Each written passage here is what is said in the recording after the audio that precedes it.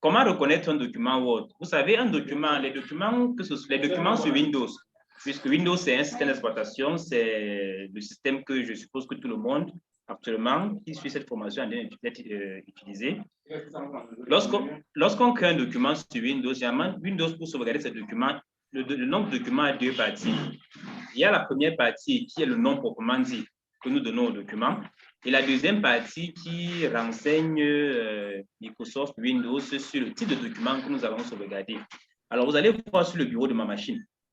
Par exemple, là, j'ai une feuille de calcul que vous avez dû le voir. Si je fais un clic droit sur la feuille de calcul, je fais un clic droit. Je vais là sur propriété.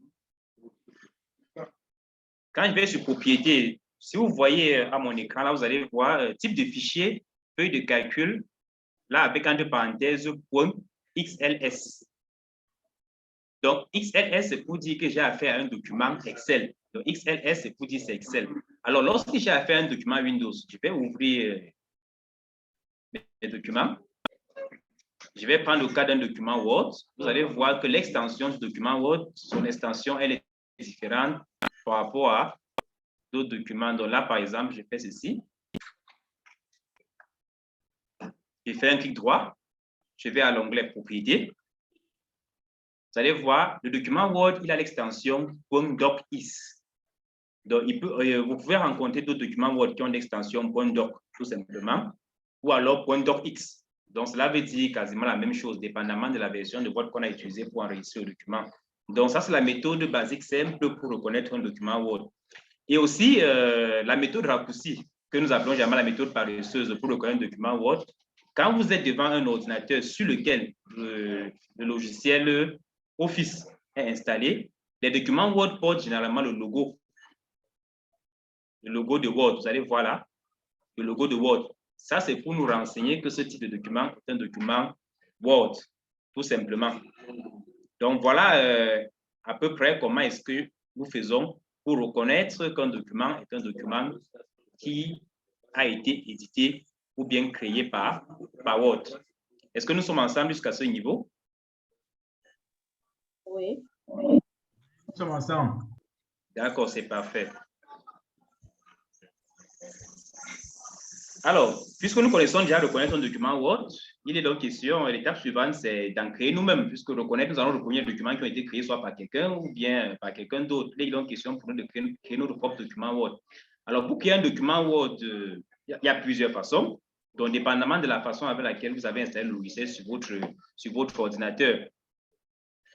Vous pouvez, si vous avez un système d'exploitation Windows 10, comme c'est le cas pour moi, quand vous venez au bureau, vous faites un clic droit, vous allez sur Nouveau. Windows vous propose une liste d'éléments qu'il peut créer à partir du bureau, parmi lesquels vous allez voir Documents Microsoft Word. Ça, c'est une méthode qui peut marcher. Chez ceux qui utilisent, il suffit de cliquer sur Document Microsoft Word. Là, ça vous donne la possibilité de créer un document Word. Pour ceux qui utilisent Windows 7, lorsque vous appuyez sur la touche du clavier, la touche démarrer du clavier, la touche qui porte l'insigne de Windows, la touche qu'on appelle démarrer, quand vous appuyez dessus, et lorsque vous essayez d'écrire Word, comme je suis en train de faire là, vous allez voir la machine, elle est un peu lente là, je vais écrire Word. Ça, ça marche le plus souvent sur les machines sur lesquelles est installé Office Microsoft Windows 2007. Donc, quand vous écrivez Word, le logiciel Word va apparaître dans la liste des programmes qui va s'afficher. Donc, vous pouvez essayer en même temps.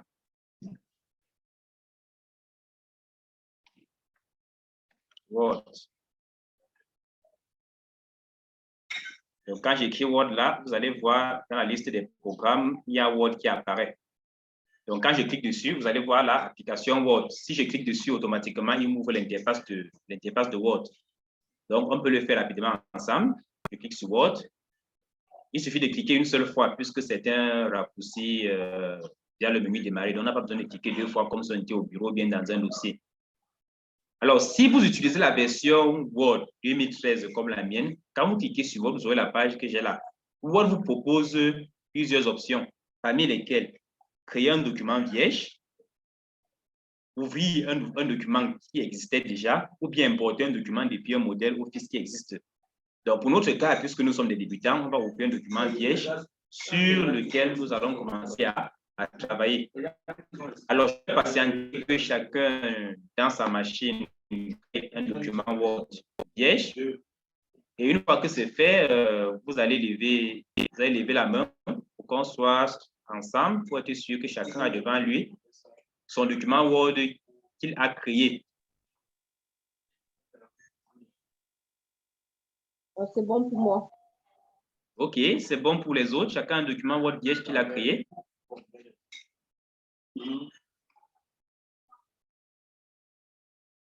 Touré, ton document Word, il est prêt? Oui, c'est prêt. D'accord. Vermont, il vient d'arriver. Ton document Word, tu as pu l'ouvrir? Tu as pu le créer? Oui, oui, c'est bon. Ali Roux, voilà.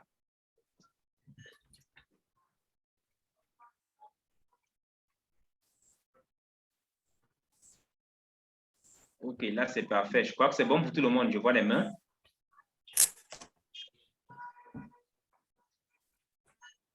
D'accord. Puisque chacun a son document Word devant, j'ai oublié de vous dire, s'il y a un niveau de la formation, vous estimez peut-être que j'ai traversé un concept très rapidement et que vous souhaitez qu'on y revienne, vous n'avez qu'à me faire signe. Vous pouvez lever la main ou bien vous pouvez dire toc-toc. Moi, je préfère parfois cette méthode-là, toc-toc, comme si vous allez toquer à la porte pour que je prenne votre question. Ou alors, vous écrivez votre préoccupation dans le fil de discussion de la réunion pour que je puisse lire et prêter attention à ce que vous avez comme préoccupation.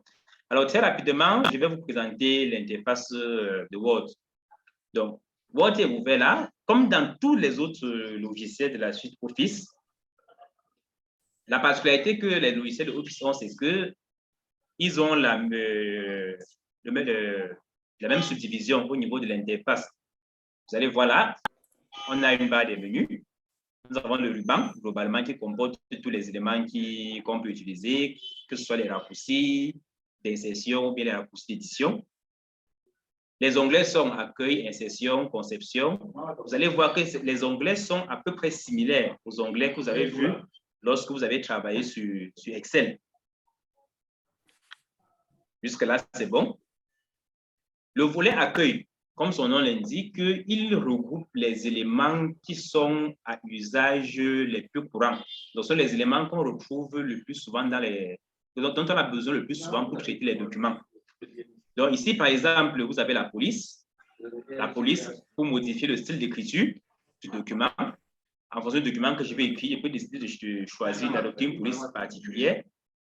Ici, vous avez l'épaisseur de la police. On peut avoir le gras ou le simple, l'italique pour écrire sous forme oblique, le souligner si je veux souligner. Et là, on a la possibilité d'avoir plusieurs traits. Là, c'est pour modifier la taille de la police. Là, en agrandissant, là, en la réduisant. Ici, c'est pour modifier le formatage. Si je veux que la case soit en majuscule ou bien en minuscule. Là, c'est pour effacer les mises en forme que j'ai eu à appliquer. Si j'ai mis le gras et que je peux l'effacer, là, je peux effacer. Le volet APUS que vous voyez ici, c'est l'onglet qui est utilisé pour les numérotations. Si je veux numéroter, ne vous inquiétez pas, c'est juste la présentation rapide. On va y revenir tout à l'heure en profondeur en appliquant. Ici, c'est pour faire les retraits. Donc, je peux demander à faire un retrait à gauche, un retrait à droite, dépendant de ce que je veux faire. Là, c'est pour trier. Cette fonctionnalité est utilisée généralement lorsque on manipule les listes ou bien les tableaux. Donc, je peux utiliser ça pour faire des tris. Ceci est utilisé pour visualiser les marques de paragraphe ou bien les espaces dans Word. Là, c'est l'alignement. Je peux faire un alignement à gauche, un alignement au centre, un alignement à droite ou bien un alignement gauche-droite, ce qu'on appelle généralement justification du texte. Là, c'est l'interlignage. Ici, c'est les couleurs. Si je veux mettre un fond ou bien un background, dans l'arrière-plan, voilà en anglais. Là, c'est les bordures. Elles peuvent être les bordures d'un tableau, les bordures d'un texte, les bordures d'un site ou bien les bordures d'une page. Ici, ça, ce sont les éléments de mise en forme des titres du texte. Ça, Word nous propose un ensemble d'éléments déjà préfabriqués qu'on peut utiliser pour mettre en forme des titres. Donc, dans la suite de la formation, nous allons voir comment utiliser ceci et aussi comment est-ce qu'on peut customiser cela, c'est-à-dire personnaliser et créer nous-mêmes nos propres éléments ici. Là, c'est rechercher. Donc, je peux avoir un document Word. Peut-être que j'ai fait un rapport sur l'exportation du carburant, par exemple, du Tchad vers la Centrafrique. Et j'aimerais rechercher partout où j'ai employé le mot Tchad. Peut-être pour remplacer Tchad par Guinée équatoriale. Donc, avec l'élément recherché, je peux faire une recherche dans l'ensemble de mon document et Word va me montrer les différents éléments où j'ai les différents endroits où j'ai utilisé le mot que je recherche. Remplacer, c'est une extension de l'option rechercher. On peut rechercher et puis remplacer. Sélectionner, c'est pour faire une sélection, ça peut sélectionner un paragraphe, un texte. Donc, voilà à peu près ce qu'on va manipuler dans l'onglet Accueil. Il y a ce petit outil magique que j'aime particulièrement, reproduire la mise en forme. C'est un raccourci, comme vous n'avez pas idée. Il permet d'adapter les mises en forme d'un texte conformément aux mises en forme précédentes. Okay. Jusqu'à ce niveau, présentation de la rubrique Accueil de Word. Est-ce que tout le monde, nous sommes en phase, tout le monde?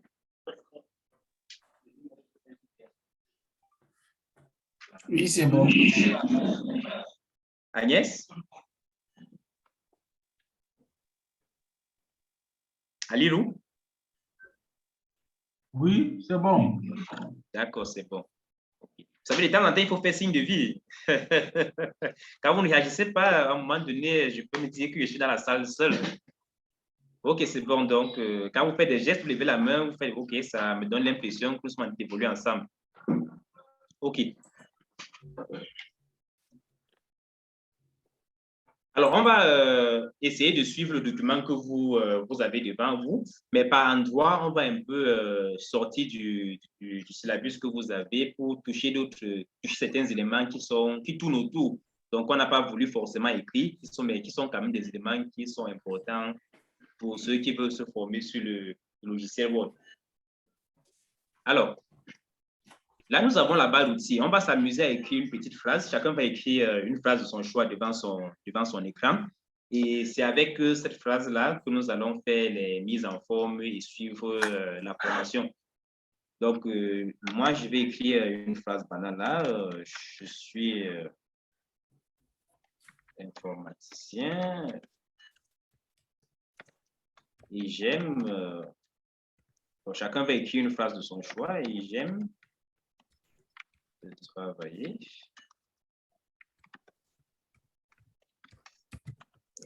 avec le logiciel Word de la suite Office. Voilà. Autant que tout le monde se mette à la page et fasse sa phrase, je vais continuer ce logiciel.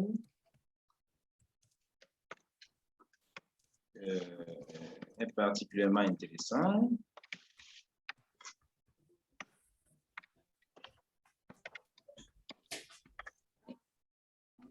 Dans la mesure où il permet. Ne vous inquiétez pas pour les fautes, écrivez juste le texte là, il faut juste qu'il y ait quelque chose devant votre écran. D'accord. Vous allez souvent voir, il y a des mots qui sont soulignés en rouge. Alors, lorsque Word souligne un mot, bien une expression dans votre texte en rouge, que ce soit en rouge, bien en vert ou en bleu, c'est une interpellation, ce qu'on appelle les interpellations. C'est pour vous dire, ça lui pose un problème. Soit il ne reconnaît pas le mot dans son dictionnaire, bien sûr, Word pose un dictionnaire à lui. En fonction de la langue avec laquelle vous travaillez, le dictionnaire il peut être en français, en anglais, en arabe. Bref, Word a toute une batterie de langues qu'il reconnaît. Donc, quand il souligne un mot, ça veut dire qu'il ne reconnaît pas le mot, ou il ne reconnaît pas l'expression, ou bien il est perdu. Donc, la faute peut faire allusion à une faute d'orthographe, et puis souvent c'est en rouge, ça peut être une faute de grammaire, ça peut être une faute de syntaxe. Donc, vous allez souvent voir les couleurs, soit le rouge, soit le vert ou bien le bleu. Mais les fautes les plus fortes, les plus criardes sont les fautes qui sont soulignées en couleur rouge. Cela veut dire que Word ne reconnaît pas ce que vous avez utilisé. Vous allez voir, pour le texte que j'ai écrit là devant moi, j'ai fait mesure avec accent aigu. Word dit qu'il ne reconnaît pas le mot mesure dans son vocabulaire. Alors, face à ceci, j'ai plusieurs options. Vérifier que le mot que j'ai écrit, il est bien écrit. Mais il peut arriver que le mot que j'ai écrit, l'orthographe du mot m'échappe. Là, j'ai deux options. Je peux ouvrir un dictionnaire à côté pour regarder la bonne orthographe du mot, ou alors je peux me laisser aider par le dictionnaire qu'Office propose. Là, je vais venir sur le mot qui est souligné, je fais un clic droit. Quand je fais le clic droit, Office il va me proposer un ensemble de mots qui vont dans la logique du mot en fait que j'ai mal écrit. Selon ce que je voulais exprimer comme idée, alors je vais donc regarder les propositions de Word et choisir la proposition qui me paraît la plus adéquate. Donc, pour le cas d'espèce, vous voyez, c'est mesure. Je ne voulais pas dire mesurer, ni mesurer. Donc, ce logiciel est particulièrement intéressant dans la mesure où donc je vais cliquer sur le mot qui me paraît correct. Donc, si vous avez également les fautes chez vous, vous allez faire pareil. Donc, Word, ici, vous allez remarquer, lorsque vous travaillez sur Word, si vous écrivez que ce soit Word, Excel ou bien pas, minuscule, on va vous interpeller pour vous dire non, respectez les expressions que vous utilisez en ce qui nous concerne, écrivez Word avec le majuscule. Il vous propose la correction. Par ici, pour l'écrire rapport, je fais exprès de mettre le A. Donc, quand je fais un clic droit là, Word me suggère est-ce que tu voulais dire rapport ou bien report. Donc, je vais choisir rapport, et ainsi de suite. Maintenant, il peut arriver, vous savez, la langue française, que ce soit la langue française ou bien les langues en général, elles sont évolutives. Vous pouvez employer un mot qui est correct, mais qui ne se trouve pas dans la langue avec laquelle vous écrivez votre document. Vous voyez, par exemple, pour ceux qui font les statistiques, il y a par exemple les mots tels que reporting et d'autres mots qui existent en anglais, mais également parfois pour écrire les textes en français. Donc, quand vous mettez des mots pareils dans un texte que vous avez écrit en français, votre va le plus souvent parfois rejeter ce type de mots. Maintenant, puisque ce mot a un sens et qu'il peut être utilisé dans le texte que vous avez écrit, alors vous pouvez faire un clic droit. Au lieu de choisir une des corrections que votre propose, vous pouvez choisir soit d'ignorer ou alors d'ajouter le mot au dictionnaire de Word. Bon, quand vous ajoutez le mot au dictionnaire de Word, il ne s'ajoute pas au dictionnaire de tous les Word qui existent sur Terre. Il s'ajoute au dictionnaire de votre Word en local dans votre machine. Donc, ça veut dire que le jour où vous allez ouvrir votre document sur un autre PC, le mot va toujours être souligné. Ou alors, vous pouvez choisir d'ignorer tout simplement. Donc, quand vous ignorez, Word va dire, OK, j'ignore aussi la faute, donc je n'ignore plus la faute. Ou alors, vous pouvez ajouter le mot au dictionnaire. Donc, nous allons revenir sur le dictionnaire un peu plus tard. Donc, nous étions juste en train de vous montrer comment, en première vue, on peut identifier qu'un document Word comporte des cookies. Maintenant, nous allons avancer avec les éléments de l'onglet accueil qui sont principalement utilisés pour mettre en forme un document. Donc, il va falloir que vous fassiez cette différence-là. Lorsque j'utilise les éléments qui se trouvent sur l'onglet accueil, c'est le plus souvent pour mettre en forme un document. Parmi ceux qui suivent la formation, il y a peut-être ceux qui utilisent des laptops comme moi. Il y en a qui utilisent des desktops, qui sont des ordinateurs de bureau, qui n'ont pas de batterie. Alors, l'une des choses qui est importante à savoir, c'est que lorsque vous travaillez à Word, il faut ne sauter pas automatiquement ce que je vais faire. Alors, vous pouvez être assis au bureau, vous avez écrit un rapport, et après, à un moment donné, vous avez une panne d'électricité. Peu importe la panne, même si c'est une panne d'une seconde, aussitôt que votre PC s'éteint, vous perdez tout votre document. Donc, avant que nous progressions, il serait important que nous sachions comment est-ce qu'on peut sauvegarder et l'ouvrir, et afin de continuer à travailler dans le document plus tard ou bien le même moment. Donc, à chaque fois que vous travaillez sur votre ordinateur, lorsque vous ouvrez un document Word, aussitôt que vous écrivez la première phrase qui paraît importante pour votre document, que ce soit un rapport, que ce soit un compte rendu, ou bien n'importe autre chose, il est important de faire des sauvegardes au fur et à mesure que vous progressez. Dans la suite de la formation, nous verrons comment programmer Word pour que Word puisse faire des sauvegardes automatiques, pour que vous n'ayez plus à chaque fois à enregistrer, mais en sorte que lorsque vous avancez, que Word puisse sauvegarder automatiquement les travaux que vous êtes en train de faire.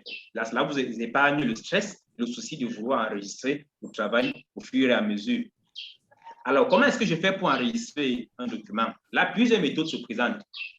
il y a la méthode classique qui se fait en utilisant les éléments de Word et la méthode rapide pour les personnes qui ont de l'esprit des raccourcis clavier en éveil. Vous pouvez utiliser un raccourci clavier pour sauvegarder votre document ou alors vous pouvez utiliser les outils du ruban de Word pour sauvegarder.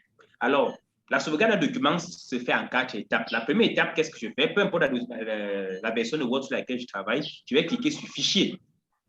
Notez que les étapes de sauvegarde d'un document Word sont exactement les mêmes que les étapes de sauvegarde de n'importe quel autre document de la suite Office. Donc, quand j'entends par document de la suite Office, j'entends Excel, PowerPoint, Publisher, Outlook et autres. Donc, quand je clique sur Fichier, vous allez voir, j'ai nouveau, j'ai ouvrir, information. Là, je vais m'intéresser à enregistrer. Certainement, il y en a qui vont vouloir me poser la question, pourquoi est-ce qu'on a enregistré et enregistré sous? Alors, je vais très vite répondre. Enregistrer, ceci suppose que votre document a déjà été créé et il existe.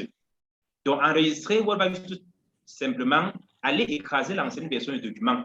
Écraser, c'est-à-dire écraser l'ancienne version du document qui existe et remplacer par la nouvelle version qui est rendue disponible aujourd'hui. Enregistrer sous, par contre, Word vous propose de conserver l'ancienne version du document qui avait déjà été enregistrée, mais d'enregistrer cette nouvelle version sous un autre nom. Et si à la fin de l'enregistrement, vous avez les deux versions du document Word dans votre fichier. Mais n'en déplaise que vous pouvez faire enregistrer sous et de conserver le même ancien nom que le document qui existait. Dans ce cas, la fonction enregistrer sous fonctionne exactement de la même façon que la fonction enregistrer. Pour un document qu'on vient d'ouvrir, qu'on n'a jamais eu à enregistrer sous, lorsque vous faites enregistrer, Word est dans votre ordinateur. Est-ce qu'un document, ce document existe? Si le document n'existe pas encore, automatiquement, Word va utiliser la fonction enregistrer sous en vous proposant de donner un nom à votre document. Et c'est d'ailleurs ce que Word fait tout de suite pour nos PC. Donc, deuxième étape, je vais cliquer sur enregistrer. Mais quand je fais enregistrer, Word me dit tout simplement parce qu'il a fait dans la machine, il n'a pas trouvé une autre version de ce document-là. Enregistrer sous. La version récente de Office nous propose 4 espaces où on peut enregistrer le document. On enregistre sur OneDrive. OneDrive, c'est un peu comme le cloud de Word. Donc, chaque personne qui a Windows, il a un espace cloud que Word lui propose, que Office lui propose pour sauver ses documents. Donc, pour enregistrer sur ce PC, donc, pour chaque espèce, nous avons enregistré le document sur nos PC en local pour pouvoir les utiliser. Donc, je vais choisir ce PC. Quand je clique sur le PC à la résultat, voilà donc une liste de dossiers récents où j'ai enregistré mes documents récemment. Si je ne veux pas utiliser ce dossier-ci, je vais cliquer sur Parcourir pour dire à Office que je vais moi-même choisir le dossier dans lequel je vais enregistrer mon document. Quand vous cliquez sur Parcourir, il y a une fenêtre contextuelle qui va apparaître dans laquelle vous va vous demander de choisir l'emplacement que vous souhaitez enregistrer votre document. Donc, pour mon cas, je vais cliquer sur Bureau.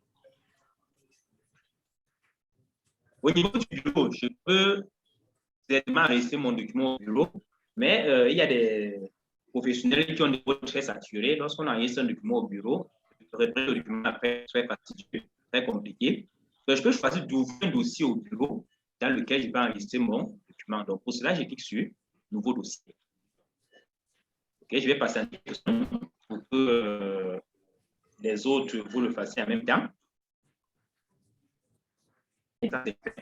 Mon dossier. Vote. Le dossier, je valide.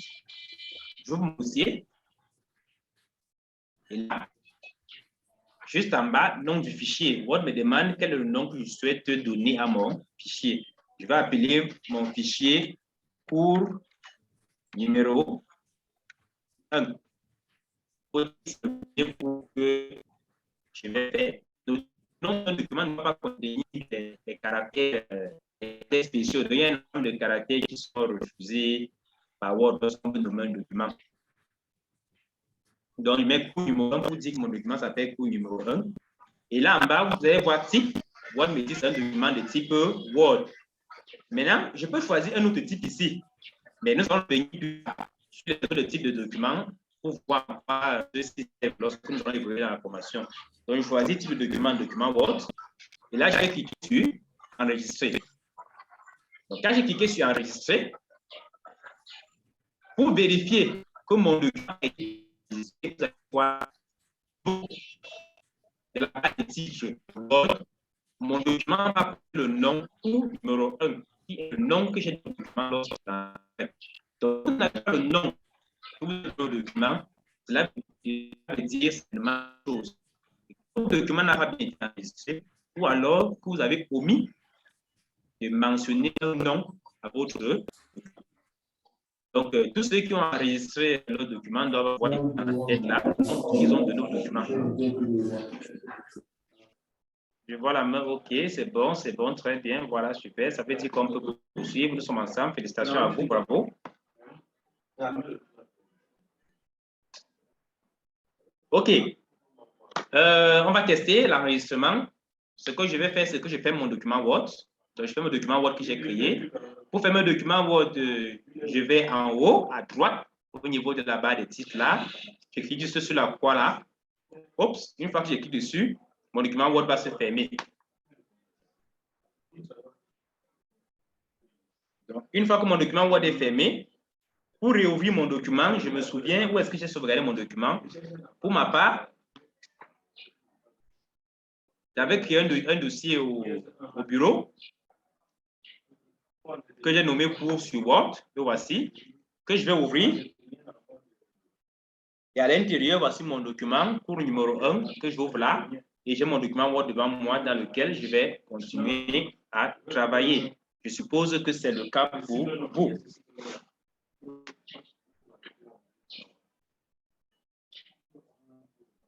Alors,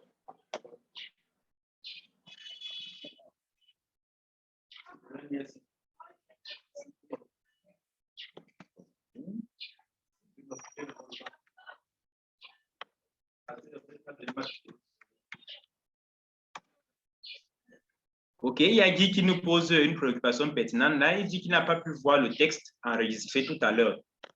Alors, je vais donner la possibilité à Guy. Je ne sais pas, puisque la connexion dérange un peu de son côté là. Est-ce qu'il pourra partager l'écran ou bien, bon, Guy, on va refaire un essai ensemble. Donc, étape numéro 1, je vais cliquer sur le bouton Fichier. Quand je clique sur Fichier, Guy, tu vas voir là, j'ai Accueil, j'ai Nouveau, j'ai Ouvrir, j'ai Information, j'ai Enregistré et j'ai Enregistré sous. Si nous sommes ensemble, là, à cette étape, j'ai choisi Enregistrer. Donc, si je clique Enregistrer une nouvelle fois, étant donné que mon document il a déjà été créé et il est enregistré dans mon PC, alors Word va me proposer de le nommer. Donc, peut-être pour ton cas, comme tu n'as pas eu à nommer ton document, tu auras la possibilité de le nommer. Ah, d'accord. Oui. Texte enregistré. Ah, ok. Guy dit qu'il ne retrouve pas le texte enregistré sur son PC. Donc, certainement, tu n'as pas la même version de Word que nous. Alors, Guy, est-ce que je peux te faire partager ton écran pour qu'on t'aide à retrouver enregistré sur ton PC? Certainement, d'autres personnes auront aussi le même souci s'ils n'ont pas la même version de Word que celle que j'utilise pour la formation. Ok, en attendant que tu répondes, non, je ne saurais partager l'écran, mais avançons. D'accord, bon, on ne peut pas avancer si tu n'as pas de souci. Je vais te proposer une alternative. Alors, Guy, si tu ne vois pas le bouton enregistrer, il existe un raccourci clavier que je vais envoyer sur le fil de la discussion qui permet d'enregistrer le document. Alors, sur le clavier, tu vas appuyer sur le bouton contrôle. Tu maintiens le bouton contrôle enfoncé et tu appuies sur S. Là, ça va te produire la même fonctionnalité exactement que cliquer sur le bouton enregistrer. Donc, je te mets le raccourci dans le fil de discussion. CTRL plus S. Donc, CTRL plus S, quand je fais CTRL plus S, donc le plus veut dire que la touche CTRL reste enfoncée et puis tu vas appuyer sur S. Voilà, très bien. Et ça va produire exactement le même effet que cliquer sur Fichier puis sur Enregistrer. Je pense que là, maintenant, nous sommes ensemble, tout le monde. Et je profite, puisque on a fait un petit pont raccourci clavier, l'équivalent d'enregistrer sous également. Si je vais faire enregistrer sous,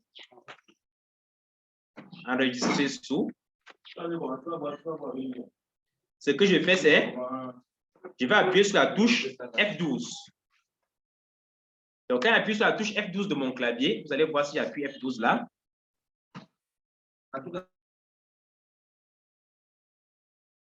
F12 exactement fonctionne de la même façon qu'enregistrer sous. Donc, vous appuyez sur la touche F12. Il y a certains claviers sur lesquels, pour utiliser la touche F12, il faut activer les touches de fonction. Donc, vous allez voir sur la dernière ligne de votre clavier, la ligne qui compose la touche d'espacement, il y a une touche FN. Donc, si vous appuyez sur F12 directement et que la touche F12 ne fonctionne pas, vous pouvez essayer de maintenir la touche FN enfoncée. Donc, je vais l'écrire là, FN, et puis appuyer F12. Donc, c'est un clavier, il faut maintenir FN enfoncé avant de combiner avec F12. Donc, la touche F12, c'est la touche de fonction, ça se trouve sur la première ligne du clavier. Donc, c'est sur la même ligne que la touche échappe. OK, nous allons avancer.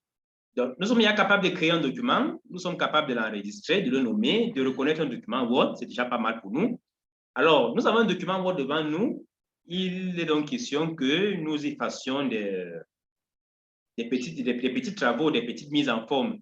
La première mise en forme que nous devons être à même de faire sur un document Word, c'est d'identifier les éléments qui sont importants. Donc, pour ceux qui ont l'habitude d'ouvrir les livres sur Internet, télécharger un livre, ou bien ouvrir les livres physiques, ou bien lire les journaux, vous allez voir quand vous prenez un journal, que ce soit la presse écrite ou bien la presse web, les informations qui sont importantes sont le plus souvent écrites en gros caractères. Le plus souvent, ces informations sont noircies. Donc, on va voir comment est-ce que ces mises sont faites en utilisant le logiciel Word. Dans mon texte, j'ai écrit « Je suis informaticien et j'aime travailler avec le logiciel Word de la suite Office ». Donc, si le mot « informaticien » dans mon document ou bien dans mon rapport est un mot que je juge important pour le lecteur, alors je peux décider de changer la police de informaticien, je peux décider d'augmenter la taille de caractère de informaticien, je peux décider de colorier informaticien, je peux décider de barrer informaticien, donc je peux décider d'appliquer un certain nombre de styles. Donc, c'est comme ça qu'on appelle cela en termes techniques des styles. Donc, je peux décider d'apporter un certain nombre de styles à un mot, à une expression, à un paragraphe, ou bien à tout un texte pour créer de l'effet sur le lecteur qui va lire le texte. Alors, Word a plusieurs styles que je peux appliquer. Nous ne pouvons pas éplucher tous les styles de Word puisque ces styles, ils vont croissant, ils se Word en créent de jour en jour. Mais nous allons éplucher ensemble tout de suite là les styles les plus utilisés. Alors, le premier style de Word, notamment, c'est la police. Alors, pour ce qui est de la police sur Word, nous avons plusieurs déclinaisons. Nous avons le type de police. Le type de police, c'est-à-dire le type de police. Le type de police définit la façon avec laquelle je veux que les caractères soient formés. Est-ce que je veux que les caractères soient ronds? Est-ce que je veux qu'ils soient arrondis? Est-ce que je veux qu'ils soient dédoublés? Est-ce que je veux qu'ils soient... bref, c'est ça le style de la police. Maintenant, toujours au niveau de la police, une autre déclinaison de la police, c'est la taille de la police. Est-ce que je veux que la police elle soit plus grande? Est-ce que je veux que la police elle soit plus petite? Est-ce que je veux que la police soit... Bref, donc ça, il y a la taille de la police. Une autre déclinaison du style police, c'est la couleur de la police. Est-ce que je veux que la police elle ait une couleur verte? Est-ce que je veux qu'elle ait une couleur grise? Donc, tout ça, c'est les éléments qui tournent autour de la police du texte. On se comprend. Maintenant, il y a les styles au niveau de la zone. Est-ce que je veux que mon texte soit posé sur une zone rouge? Est-ce que je veux que mon texte soit posé sur une zone blanche, sur une zone verte? Par défaut, tous les textes de Word sont posés sur une zone blanche. Donc, je peux décider pour un élément particulier qu'il soit posé sur une zone qui a une couleur particulière. On va voir ensemble comment est-ce que cela se fait. Toujours pour apporter de l'effet à un élément, je peux décider qu'il soit surligné, soit avec un trait, soit avec deux traits. Ça, c'est le soulignement. Je peux décider que les caractères soient écrits sous forme oblique. Alors, nous allons aller pas à pas, commencer par la police. Informaticien, il est important. Je peux décider que je veux qu'il soit en gras. Donc, pour chacune des astuces, pour ne pas aller et revenir, je vais donner l'astuce et si possible, dans la mesure où ça existe, vous donnez le raccourci clavier qui va avec. Parce que pour ma part, j'estime qu'aller avec le raccourci clavier, parfois, ça fait aller plus vite. Et c'est souvent plus facile à retenir. Dans le mot informaticien, je vais commencer par lui changer de la police. Il y a une police de Word que j'aime bien. qui s'appelle ceinture gothique. Moi, particulièrement, tous mes rapports, tous mes textes, je les écris avec la police ceinture gothique. Donc, Word possède une centaine de polices qui sont disponibles ici. Donc, quand vous cliquez ici, là, sur là, par défaut, la police de Word c'est calibré. Lorsque vous cliquez, vous déroulez ici, Word vous propose une liste de polices au choix. Les polices sont classées par ordre alphabétique. Donc, ça commence, ça va de A jusqu'à Z, quelque chose comme ça là.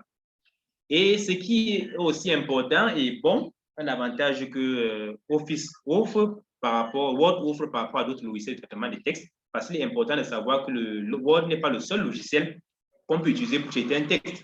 C'est vrai que c'est le logiciel le plus répandu, le plus utilisé, mais il n'est pas le seul. Mais l'avantage que Word offre par rapport à d'autres logiciels, c'est que Word propose une approche what you see is what you get. C'est-à-dire, ce que je vois, c'est ce que j'obtiens. Exemple, si je sélectionne tout mon texte que j'ai saisi là, pour sélectionner, parce que certainement, on va me dire comment est-ce qu'on fait pour sélectionner, c'est très important.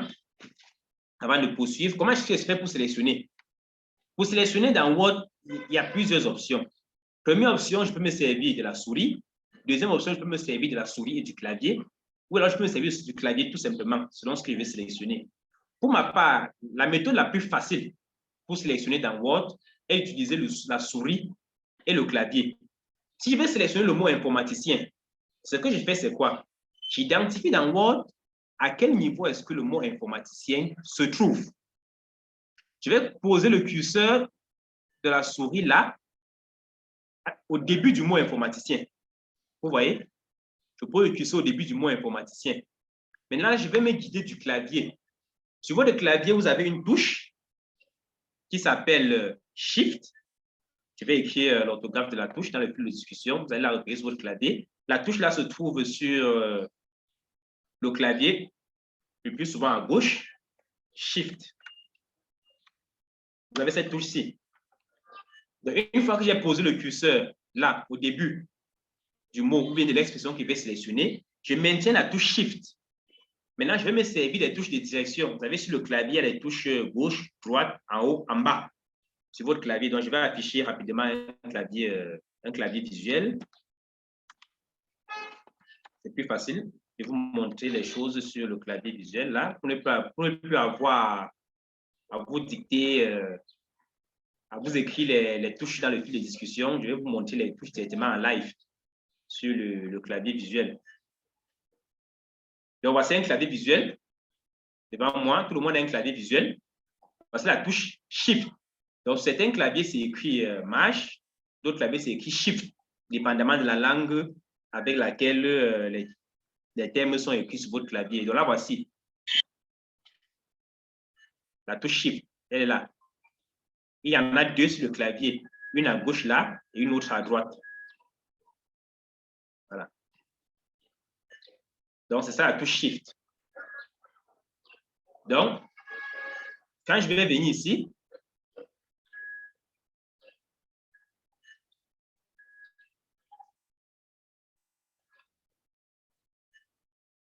je pose le curseur là au début du mot informaticien, j'appuie la touche Shift que je viens de vous montrer et je trouve les touches de direction. C'est quoi une touche de direction? Toujours sur notre clavier, je vais vous montrer les touches de direction. Vous allez voir, il y a la touche gauche pour indiquer que là, on va aller vers la gauche.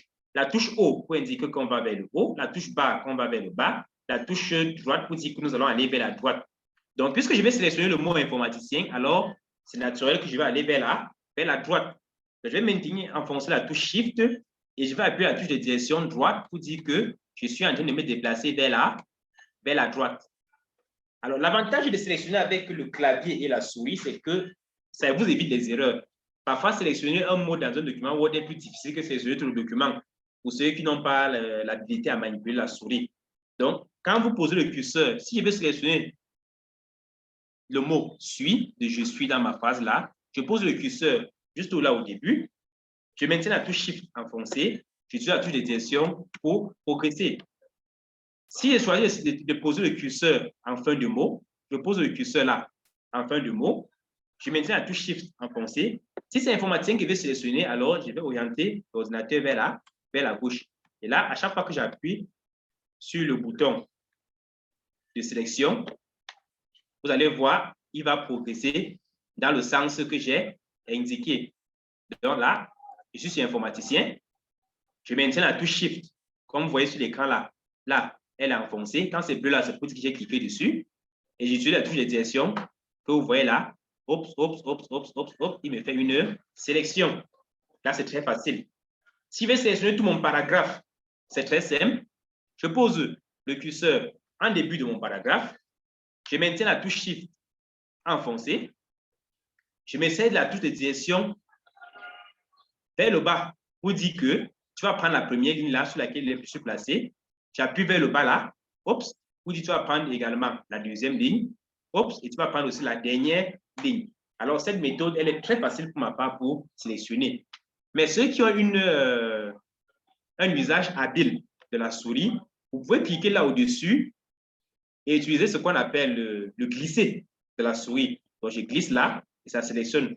Vous allez voir que, contrairement à la méthode de clic et de touche de direction, quand je fais glisser, cette méthode-ci, elle n'est pas efficace parce que si je fais une mauvaise manipulation là, je vais me retrouver à sélectionner plus que ce que j'ai prévu sélectionner. Si je glisse la souris de façon exagérée. Alors qu'en posant mon curseur là sur devant informaticien, je me sers de ma touche Maj ou bien Shift que je maintiens enfoncé. J'utilise ma touche de direction, alors je suis sûr que je fais une sélection parfaite, efficace, uniquement sur la partie que j'ai choisi, sélectionner. Et une fois que j'ai sélectionné, je peux appliquer ce que je souhaite comme opération. Alors, si c'est bon pour la sélection, nous allons directement envoyer le pas quand on voulait modifier le type de police. Donc, je vais venir ici dérouler la liste des polices et choisir la police que je souhaite utiliser pour mettre en forme l'élément que je viens de sélectionner. Alors, pour que nous puissions voir ensemble la pratique, je vais sélectionner tout mon paragraphe que voici. Et comme je disais tout à l'heure ici, l'avantage de Word par rapport à d'autres logiciels de traitement de texte, c'est que Word offre une approche what you see is what you get. Ça veut dire quoi? Si je veux voir à quoi va ressembler mon texte, si je choisis la police Arial, dès que je pose le curseur sur Arial sans cliquer, vous allez voir comment la police de mon texte, ça change. Pour me dire que si tu choisis cette police-ci, voilà ce à quoi ton texte va ressembler. Si tu choisis Arial Black, voilà ce à quoi ton texte va ressembler. Si tu choisis celui-ci, voilà ce à quoi ton texte va ressembler, et ainsi de suite. Vous allez là, il y a une centaine de polices. Alors, j'ai une réaction là. Si je choisis Cooper Black, voilà ce à quoi mon texte va ressembler. J'ai une réaction là. Quelqu'un a une question? Oh, c'est bon pour moi. C'est bon pour tout le monde? Agnès Laure a une question. Oui, Laure, ta question, s'il te plaît.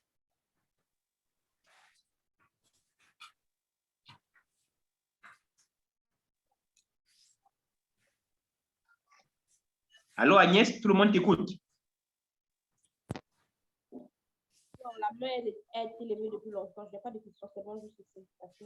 D'accord, c'est parfait. OK, donc tout le monde a vu comment est-ce que je peux sélectionner un mot ou bien une expression dans Word et comment est-ce que je peux choisir le type de police. Donc, il y a le type de police. Donc ici, il peut choisir le type de police. Donc, vous n'avez pas besoin de retenir ce type de police, ça ne sert à rien, ils ne vont pas disparaître, ils sont toujours là sur Word. Mais l'avantage, c'est que, comme je disais tout à l'heure, quand vous posez le curseur, Word vous montre déjà à quoi va ressembler votre texte ou bien votre élément, si jamais vous choisissez cette police-là. Alors, moi, je vais choisir ma police préférée, ceinture gothique. C'est avec elle que j'aime travailler. Et vous allez voir ce à quoi mon texte va ressembler. Toujours pour le cas d'espèce, si je souhaite maintenant, au lieu du type de police, maintenant augmenter la taille de la police, toujours en utilisant l'approche what you see is what you get de Word, quand je clique là sur dérouler, je peux voir si je choisis la taille 20, la taille 22, la taille 24, la taille 26, la taille 28, la taille 36, ce à quoi mon texte va ressembler si jamais je choisissais cette taille de police là. Alors, je vais choisir la taille 14. Pour ma part, chacun va choisir de son côté la taille de police qui lui paraît la mieux adaptée. C'est un choix. Maintenant, toujours à côté, au lieu de cliquer là et dérouler et de se mettre à tâtonner la pour faire la taille de la police, Word a pensé à nous, il nous a offert un raccourci qui nous permet de grossir rapidement le texte sans avoir à hésiter entre 14, 12, 16, 24, machin et compagnie. Donc, je peux venir juste là, cliquer sur les éléments de taille. Là, et automatiquement, Word va me faire une progression de 2 en 2. Voilà. Donc, il y a là avancer pour grossir et là, reculer pour diminuer. Donc, voilà comment est-ce que je fais pour varier la police de mon texte. Toujours là à côté, parfois, je suis en train de saisir le texte. Je n'ai pas le temps d'écrire un mot en majuscule. Donc, par exemple, là, j'ai le mot informaticien. Je n'ai pas eu le temps de l'écrire en majuscule. Et après, à un moment donné, je me rends compte que, ah, tiens, le mot informaticien, il fallait que je l'écrive en majuscule. Oh là là, que faire? Est-ce qu'il fallait que j'efface informaticien? Je reviens activer la majuscule pour me mettre à écrire informaticien.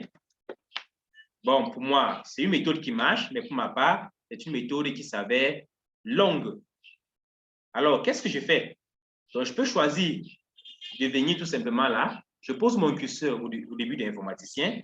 J'appuie sur la touche Shift ou bien Maj, comme j'ai montré tout à l'heure. Je fais déplacer le curseur vers la droite.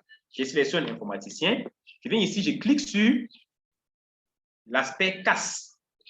Donc, la casse. Donc, quand on parle de la casse au niveau d'une expression ou bien d'un mot, cela désigne la façon avec laquelle les caractères du mot sont écrits, soit majuscules, soit minuscules. C'est ça qu'on appelle généralement la casse. Donc, pour ceux qui ont des comptes sur les réseaux sociaux ou bien sur des applications ici en ligne, on va souvent vous dire que le mot de passe est sensible à la casse. C'est pour dire que le mot de passe fait une différence entre la majuscule et la minuscule. Donc, c'est ça qu'on appelle la casse dans les mises en forme des caractères. Donc, je peux choisir la majuscule en début de phrase pour dire que je veux que la majuscule soit au début du mot informaticien. Donc, quand je clique là, je peux choisir minuscule pour mettre en majuscule. Je peux choisir que non, je vais écrire tout mon mot en majuscule. Ou bien je peux décider que les premières lettres de mots, des mots soient en majuscule. Ça marche lorsque j'ai sélectionné tout le texte. Je peux dire que je veux juste que ce sont seulement les premières lettres de chaque mot qui soient en majuscule. Vous savez, voilà, sur chacun des mots de mon texte, le premier mot sera en majuscule. Je peux dire que non, je veux seulement que c'est l'inverse, que le premier soit en minuscule et le reste en majuscule. Donc, voilà ce qui va se produire. Ou alors, je peux décider juste que ce soit normal comme à l'accoutumée, la majuscule uniquement en début de phrase. Quand je clique là, vous allez voir, la majuscule, elle est uniquement en début de phrase. Donc, voilà comment est-ce que je peux jouer avec les éléments de la police. Le type de police, la taille de la police et la casse de la police. Toujours pour rester dans l'élément police de Word, nous allons voir la couleur de la police. Alors, j'ai écrit mon texte, j'ai écrit informaticien, je grossis la taille d'informaticien, parce que je veux qu'un informaticien il soit voyant pour les autres. Alors, je peux décider de porter une attention particulière sur le mot informaticien. Il y a plusieurs façons dans Word de porter l'attention. Nous avons dit tout à l'heure, on peut le faire soit en changeant la police, ou alors on peut le faire soit en noissant davantage la police, ou en y apportant la grâce. On dit que j'ai écrit mon texte avec du gras. Donc, quand je clique sur G, c'est pour modifier la grâce. La grâce, vous avez excusé l'expression, mais c'est une expression qui existe, la grâce de la police. Donc, quand il clique sur G, vous allez voir, il le noircit, il augmente l'épaisseur des caractères. Donc, le G que vous voyez ici permet d'augmenter l'épaisseur des caractères d'un mot ou bien d'une expression. Le I, il permet d'écrire les éléments en oblique. Donc, ça, c'est les éléments qui sont utilisés pour porter attention. Le S là, c'est pour souligner. Et quand je déroule, j'ai plusieurs types de traits. J'ai le trait double, j'ai le trait enfoncé, j'ai le trait discontinu, j'ai les traits en zigzag et ainsi de suite. Donc, je peux avoir tout type. Je peux choisir même d'apporter de la couleur à mon soulignement. Je peux dire que je veux souligner avec du trait rouge, avec du trait vert, là en bas dans la couleur du soulignement. Et dans les éléments avancés de Word, pour ceux qui vont pousser la recherche ou bien l'apprentissage, vous allez voir qu'il existe même des façons de définir vous-même vos propres outils de soulignement. Donc, au lieu des lignes, là, vous pouvez décider que non, désormais, dans mes documents Word, je souligne avec les fleurs. Donc, il y a des méthodes pour le faire. Toujours pour porter l'attention à un texte, je peux décider de mettre le texte en barré. Donc, généralement, cette méthode, elle est utilisée lorsque on veut cacher du contenu. Donc, par exemple, on veut dire aux gens que ne dites plus jamais. Ne dites plus jamais. Il y a quelle expression qu'on dit jamais, qui n'est pas française là. Ne dites plus jamais, je l'ai dit que. Je l'ai dit que. Donc, ne dites plus jamais, je l'ai dit que, mais dites plutôt, je lui ai dit que. Voilà. Alors, si c'est un site pour écoliers, pour élèves du lycée, pour petits enfants, et on aimerait pas, vous savez, la mémoire a tendance à retenir ce qu'on a vu. Donc, on aimerait que l'image qui va être renvoyée à leur système nerveux, à leur cerveau, à leur encéphale, c'est une image de barré de ce qu'on ne veut plus qu'ils disent. Donc, on va écrire ici, on va dire ici, ne dites plus jamais, je l'ai dit que. Le je l'ai dit que là, on va écrire en barré. C'était la sorte que même si l'enfant voulait retenir, qu'il retienne dans sa tête que le jour où il a lu ça dans le livre, là, c'était écrit et barré. Donc, ne dites plus jamais, je l'ai dit que, mais dites plutôt, je lui ai dit que. Et là, on va peut-être mettre en gras, par exemple. Donc, ça, c'est une astuce. Donc, généralement, on utilise le barré pour porter de l'attention sur des éléments qu'on n'aimerait pas que le visiteur retienne ou bien qu'il prenne cela en considération. Alors, toujours sur la police, je peux mettre la couleur. Vous voyez, voilà. Quand je clique là, par défaut, la couleur, par défaut de Word sur le rouge. Mais quand je clique sur la flèche qui est juste à côté, ça me propose une panoplie d'options. Donc, tous les éléments de mise en forme, vous allez voir, lorsqu'il y a une flèche à côté, c'est pour vous dire qu'il y a plusieurs éléments, il y a plusieurs façons d'utiliser ces éléments-là. Donc, voilà. Il faut modifier la couleur et là, je choisis cette couleur-ci. Toujours pour porter de l'attention, je peux décider d'écrire ceci sur un fond de couleur jaune, par exemple. Tout à l'heure, je parlais que, par défaut, tous les textes de Word sont écrits sur un fond qui porte la couleur blanche. Mais je peux choisir délibérément de mettre mes éléments sur un fond qui porte une couleur particulière. Comme par exemple celui-ci, que j'ai dit qu'on ne doit plus dire là, je peux le mettre sur un fond rouge. Donc, quand je fais la sélection comme ceci, je peux venir la sélectionner, mettre là sur un fond rouge pour dire que vraiment, ne lisez pas ça, ça ne se dit pas, on ne doit plus jamais dire ça.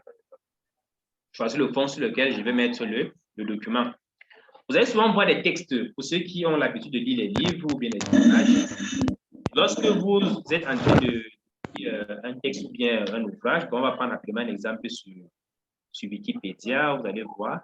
Si je tape par exemple là, vous avez mon écran, vous expliquer ce dont je suis en train de parler. Si je tape par exemple Word là, je tape sur Wikipédia Word. Il y a une façon avec laquelle les auteurs ont l'habitude de marquer les mots difficiles ou bien les mots qui ont une explication en bas dans le texte. Généralement, on leur code des indices et on s'en va définir le mot en dessous du texte. Donc, je vais ouvrir un exemple là pour que nous voyons ensemble un cas de figure. Pour qu'on voit ensemble comment est-ce que ce type de mise en forme se fait et ce à quoi ça sert.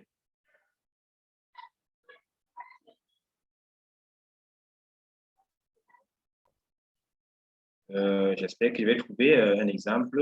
Voilà, ça tombe très bien. Si vous avez mon écran en visio, vous allez voir par exemple là. Là, c'est écrit 1983 avec 14 là, avec un exposant un peu en haut là. Donc, c'est pour dire que en bas de la page, ou bien dans une autre page, ou bien quelque part ailleurs là, on a expliqué le 1983-ci. Ça peut être un mot difficile, ça peut être quelque chose, par exemple, vous voyez là, Windows, il y a ça en haut, puis un mot difficile est expliqué en bas. Alors, comment est-ce qu'on fait pour mettre ce genre d'éléments dans un texte? Alors, dans mon texte, j'ai écrit, par exemple, j'ai écrit « Je suis informaticien et j'aime travailler avec le logiciel Word de la suite Office ».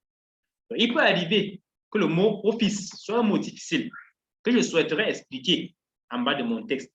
Donc, généralement, si le mot « Office » est le premier mot que je vais expliquer, je peux venir là pour dire à celui qui est en train de me lire que, donc là, je mets les crochets. J'écris un là pour dire que c'est le premier mot que je vais expliquer. Là, je vais sélectionner ce que j'ai mis là. Et maintenant, je vais venir ici, là, sur les positions d'éléments.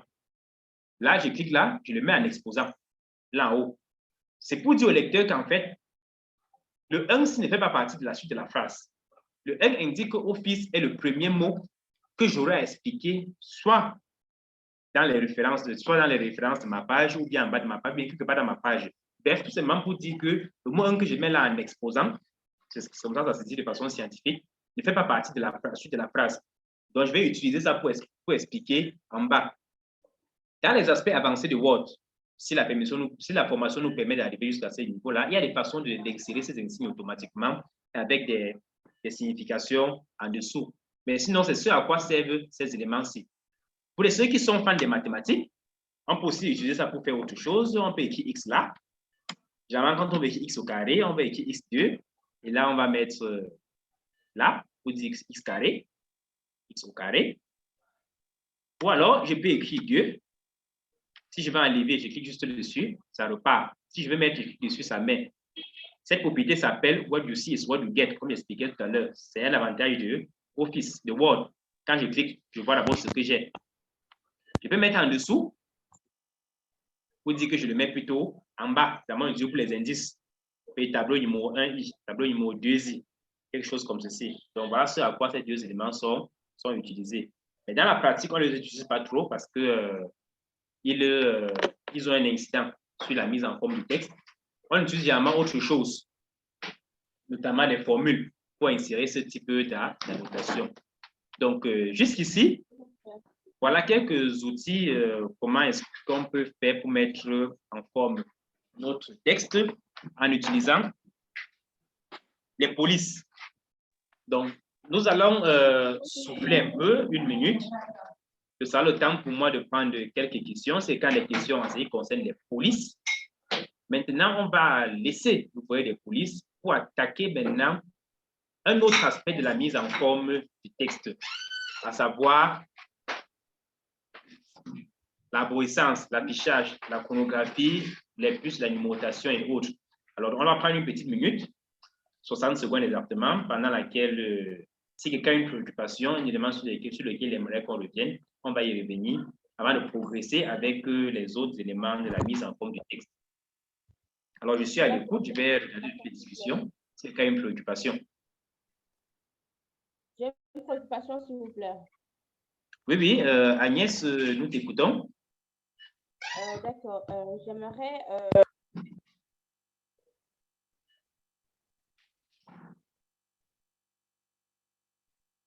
Oui, Agnès, tu aimerais?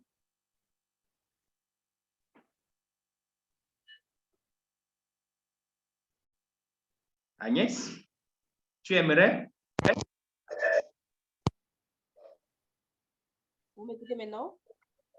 Oui, oui, je pense que les autres aussi t'écoutent. Oui, je disais tantôt, pouvez-vous me dire, s'il vous plaît, sur votre ordinateur, la touche qui vous permet de mettre les parenthèses et pas les parenthèses et l'exposant tel que vous venez de faire là?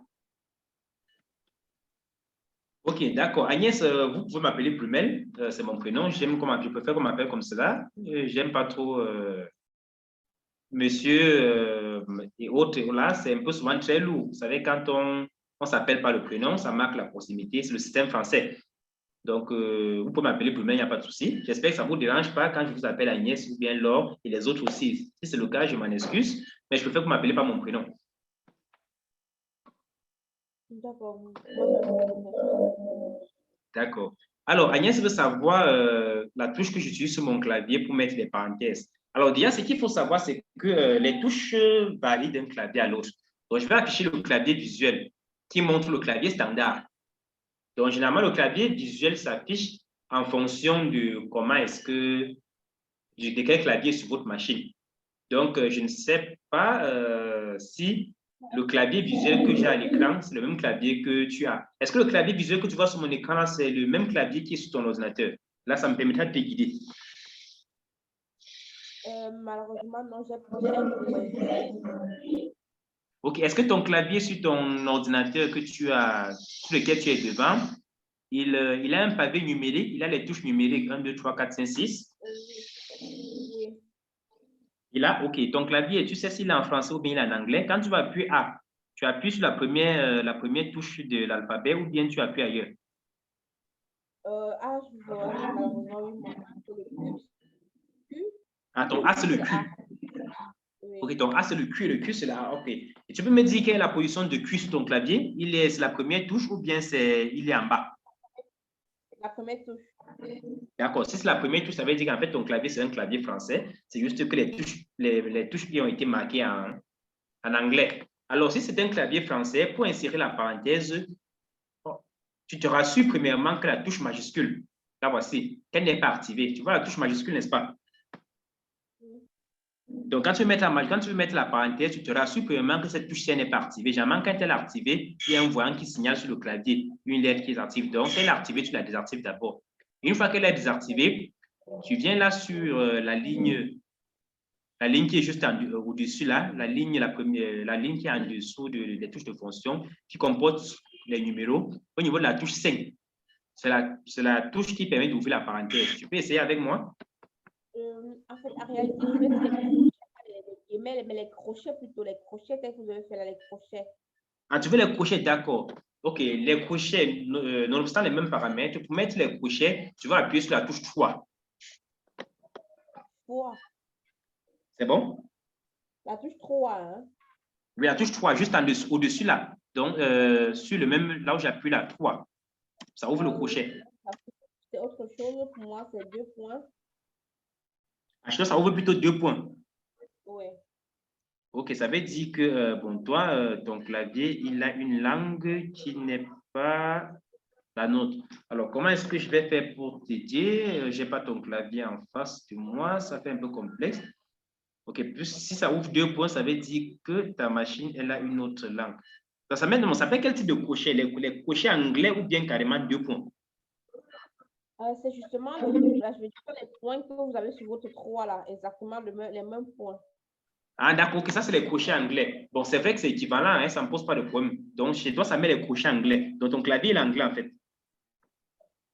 Oui, je pense, oui. Oui, ça met les crochets anglais. Donc là, il n'y a pas de souci.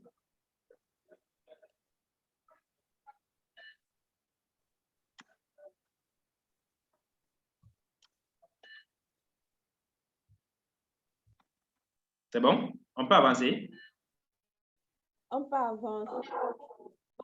Oui, on peut avancer, c'est bon, voilà, c'est bon. J'ai le même clavier là, presque le même clavier, disons. Voilà, donc j'ai changé la langue de mon clavier. Donc, ton clavier, il est identiquement comme celui-ci qui est affiché à mon écran. Pas à 100%, pas à 100%. Pas à 100%, mais ça ressemble quand même. Ça ressemble quand même, justement. J'ai le QWERTY. D'accord. OK, je vais donc te montrer comment est-ce que tu vas faire donc pour mettre le crochet. Le crochet est identiquement comme le mien là. Tu es prête, on y va? Oui. D'accord, tu appuies sur la touche Shift. Tu vois la touche Shift sur laquelle j'ai appuyé là, tu appuies dessus. Oui. Tu laisses la touche Shift enfoncée et tu vas voir le bouton Entrée là.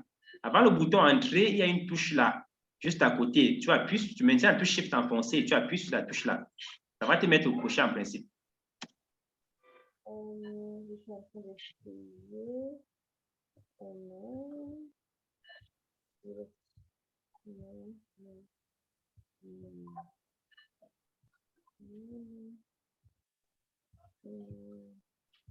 Pas du tout.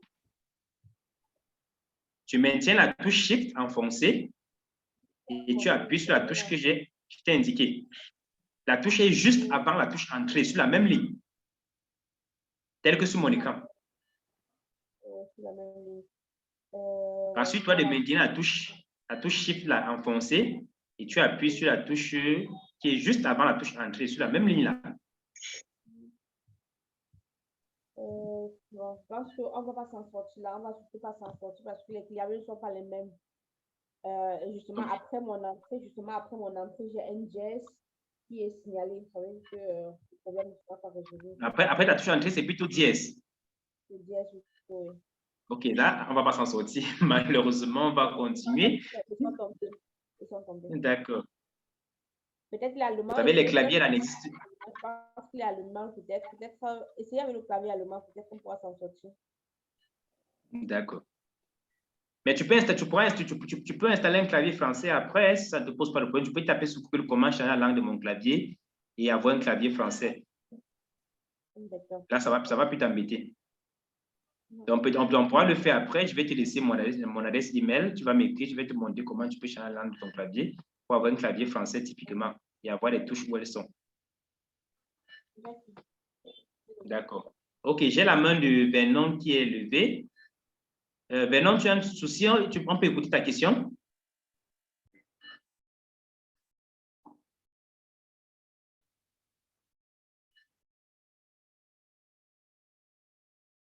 OK, il y a Bodium qui demande si on peut revenir sur l'enregistrement du document. Il n'y a pas de souci. Très bien, on y revient.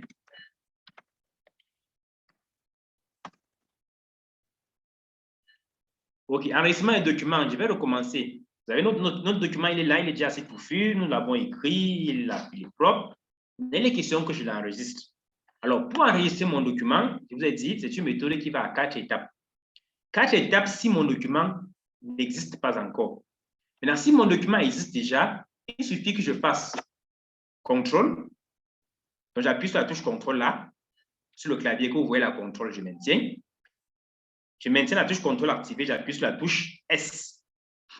Là, mon document va s'enregistrer automatiquement sans me poser aucune question. Je ne sais pas si on est ensemble, Bodion. Mais maintenant, si tu n'avais pas déjà eu à enregistrer ton document au préalable, quand tu vas appuyer sur la touche CTRL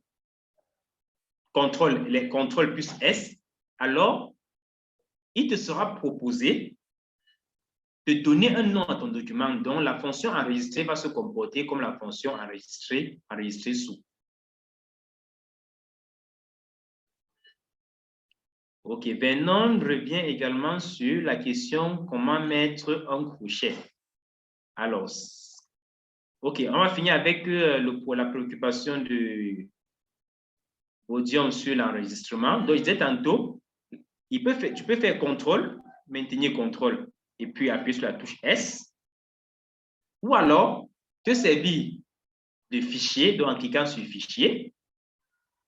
Une fois que j'ai cliqué sur Fichier, j'ai plusieurs options qui vont se proposer à moi, soit enregistrer sous.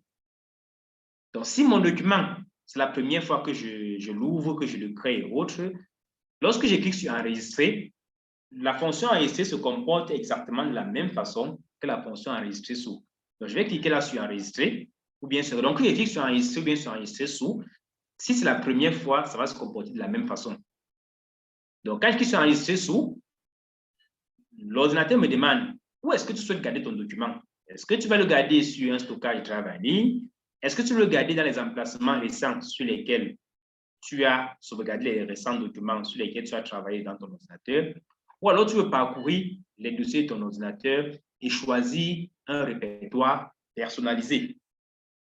Donc, je clique donc sur parcourir et là, j'ai une fenêtre contextuelle qui va s'ouvrir, qui me propose de choisir l'emplacement où je veux sauvegarder mon document. Pour mon cas d'espèce, j'ai choisi au bureau. Et dans le bureau, j'ai choisi le dossier Word que j'ai ouvert. Et j'ai ici, là, quand vous ouvrez le dossier dans lequel vous voulez garder votre document, l'étape suivante, donc, c'est de donner un nom à votre fichier. Moi, j'ai choisi d'appeler mon fichier cours numéro 1. Vous allez voir, le nom, il apparaît déjà parce que j'avais déjà sauvegardé le nom du document au départ. Mais je peux choisir de sauvegarder mon document sous un autre nom. Pour cela, donc, je vais cliquer ici. Je vais effacer l'ancien nom qui existait.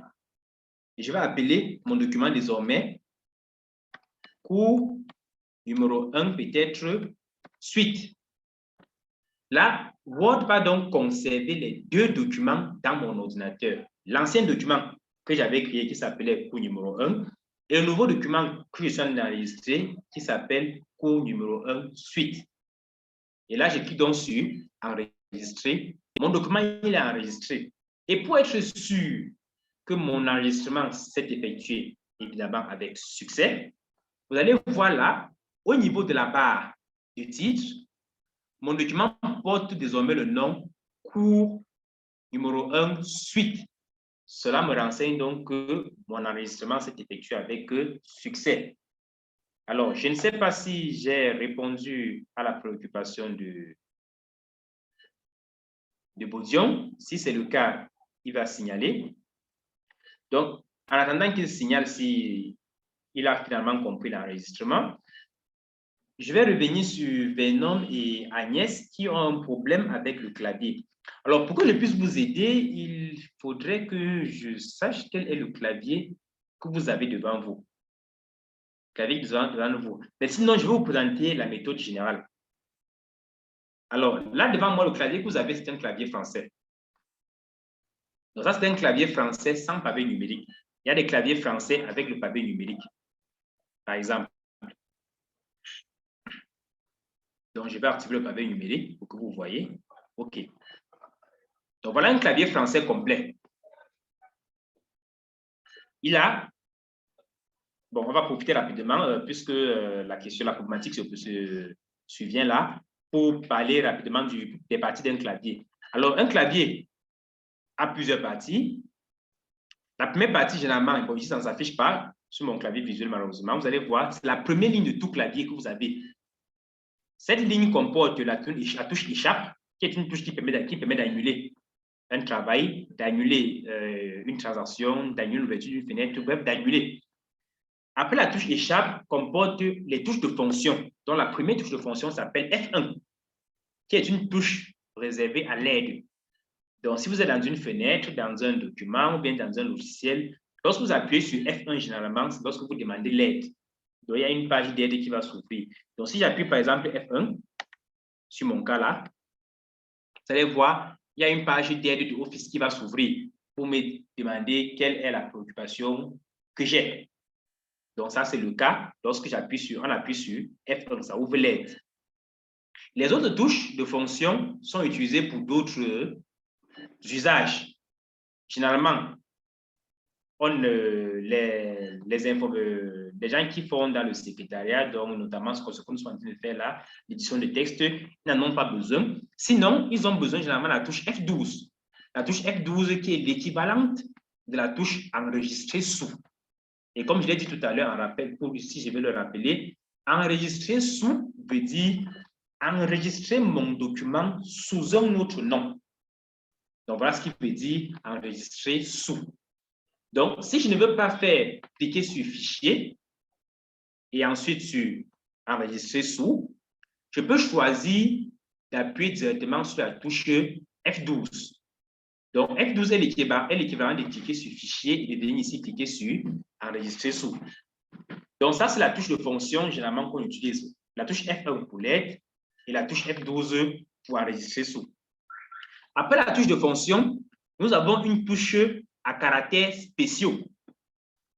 Sur cette touche à caractères spéciaux, nous avons généralement les numéros et les caractères spéciaux qui sont généralement les caractères d'accentuation, l'accent aigu, l'accent grave, l'accent circonflexe, le tréma, la cédille et tout ce qui va avec. Il y a aussi des numéros. Donc, vous allez voir, cette touche-ci a deux parties. Il joue deux rôles. Il y a la numérotation là en haut et là en bas, il y a des caractères spéciaux. Alors, ceci veut tout simplement dire, quand vous allez voir sur une touche de clavier, deux indications, une indication au-dessus, une indication en dessous. L'indication principale est l'indication qui est généralement portée en gros caractères et en dessous. Donc, vous allez voir par exemple là, ici, là, 1. La touche 1-ci, vous allez voir le E commercial et l'équivalent en anglais de E, an.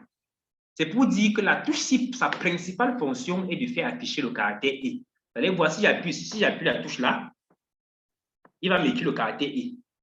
C'est pour dire que c'est sa principale fonction. Mais maintenant, je peux décider d'activer sa fonction secondaire ou bien sa fonction tertiaire. Oui, bien sûr, sur le clavier, il y a certaines touches qui peuvent jouer 1, 2, 3, 4 rôles, dépendamment de la fonction, de la façon avec laquelle on les a combinés. Une même touche peut vous afficher le E commercial, ça peut vous afficher l'accent aigu, ça peut vous afficher le tiret, le tréma, et ainsi de suite. Donc, ce que vous voyez là en gros caractère le plus souvent en foncé, vous allez voir sur vos claviers, c'est pour dire que c'est la fonction primaire de la touche. Donc, ici, c'est pour dire la fonction primaire de ma touche, c'est le E commercial. Ici, la fonction primaire, c'est l'accent aigu. Là, la fonction primaire, c'est le guillemot. Donc, dépendamment de ce que vous avez sur vos claviers, donc là, je suis en train de vous faire une formation générique. Donc, vous n'avez pas forcément le même résultat que j'ai en appuyant sur les touches. Mais ce que vous devez savoir, c'est que c'est la même disposition. Il y a un élément qui est en haut, certains éléments qui sont au milieu, d'autres éléments qui sont en bas, selon le cas, si la touche a une fonction, deux fonctions ou trois fonctions. Mais la fonction principale de la touche est la fonction qui est en gros caractère, le plus souvent en plus foncé ou bien en dessous. La fonction principale. Ici, c'est l'accent aigu, là, c'est la cote. Ici, c'est les codes simples. Là, c'est la parenthèse sur mon cas. Là, c'est le tiret. Donc, vous pouvez vérifier donc, chez vous, pour ceux qui avaient les problèmes d'affichage des parenthèses là. Donc, regardez juste votre clavier. Regardez la touche qui est le plus foncé. C'est la touche, c'est le rôle principal de la touche.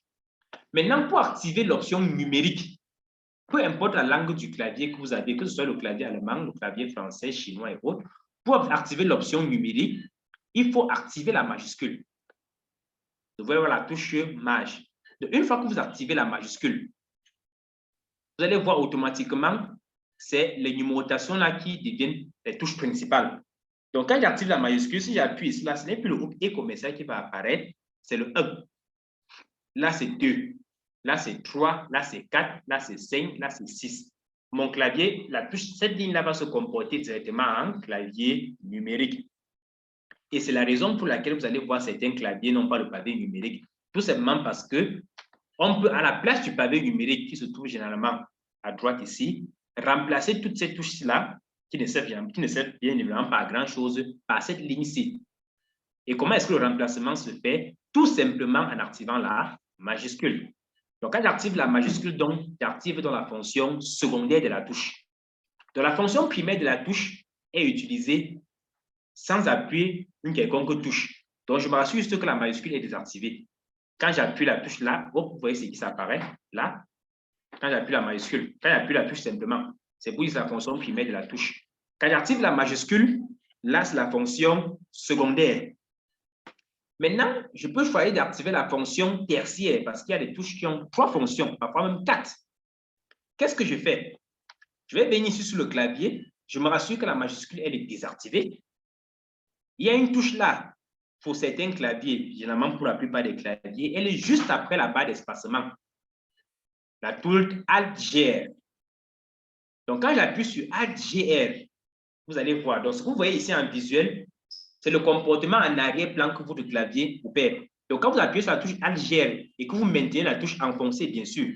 Donc, contrairement à la majuscule, qu'on peut appuyer et laisser, la touche Alt-GR, lorsque je vais l'utiliser, je dois la maintenir enfoncée avant d'appliquer la combinaison. Donc, lorsque j'appuie sur la touche Alt-GR, vous voyez là, hop, je la maintiens enfoncée.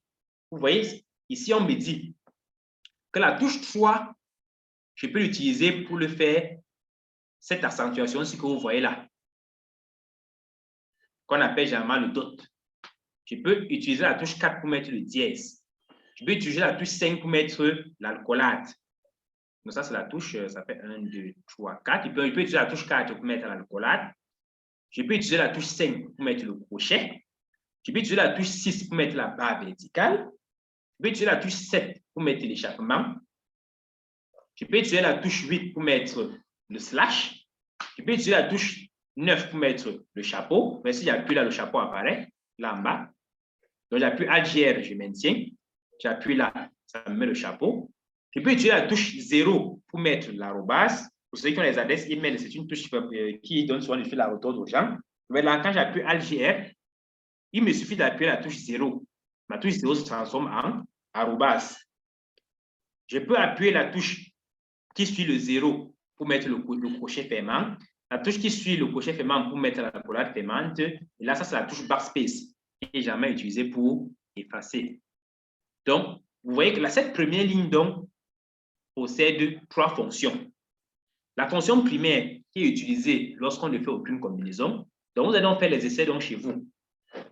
Donc, si vous voyez une indication marquée sur une touche du clavier, ça veut dire qu'il existe une façon ou bien un moyen d'activer cette indication-là ou bien d'avoir cette touche écrite. Soit en appuyant la touche simplement, soit en activant la majuscule et activer la fonction secondaire de la touche, soit en appuyant sur la touche Alt-GR et activer la fonction tertiaire de la touche. Il en est de même pour toutes les autres touches du clavier. Donc, pour activer leurs différentes fonctions, on va évidemment servir soit de la majuscule, soit de la touche Maj et la touche Shift, que voici, qui joue à peu près le même rôle que la touche majuscule, mais la différence que pour utiliser la touche Maj ou bien la touche Shift que voici, on doit la maintenir appuyée.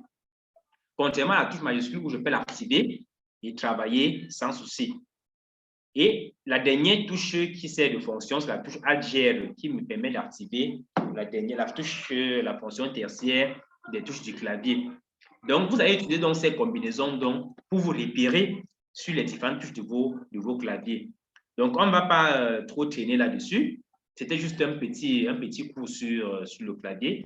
Si quelqu'un a une préoccupation, donc il va la poser plus tard, on va revenir dessus pour répondre. Mais sinon, il était important que nous fassions ce petit briefing. Donc, ce qui est important de savoir sur votre clavier, c'est que chaque touche du clavier comporte des indications. Et pour chaque indication, il existe une façon d'activer l'indication là. Soit en appuyant la touche directement, soit en associant à la touche, la majuscule, l'activation de la majuscule, soit en associant à la touche, la combinaison Alt-GR plus la touche. Donc, avec cela, vous êtes capable de saisir n'importe quel caractère de votre clavier. Donc, pour les autres éléments, on y reviendra plus tard si vous avez des préoccupations. Alors, nous allons donc avancer avec la mise en forme du texte. Vous voyez, notre texte, il est écrit là, il est en désordre. Tantôt, ça ne finit pas à la fin.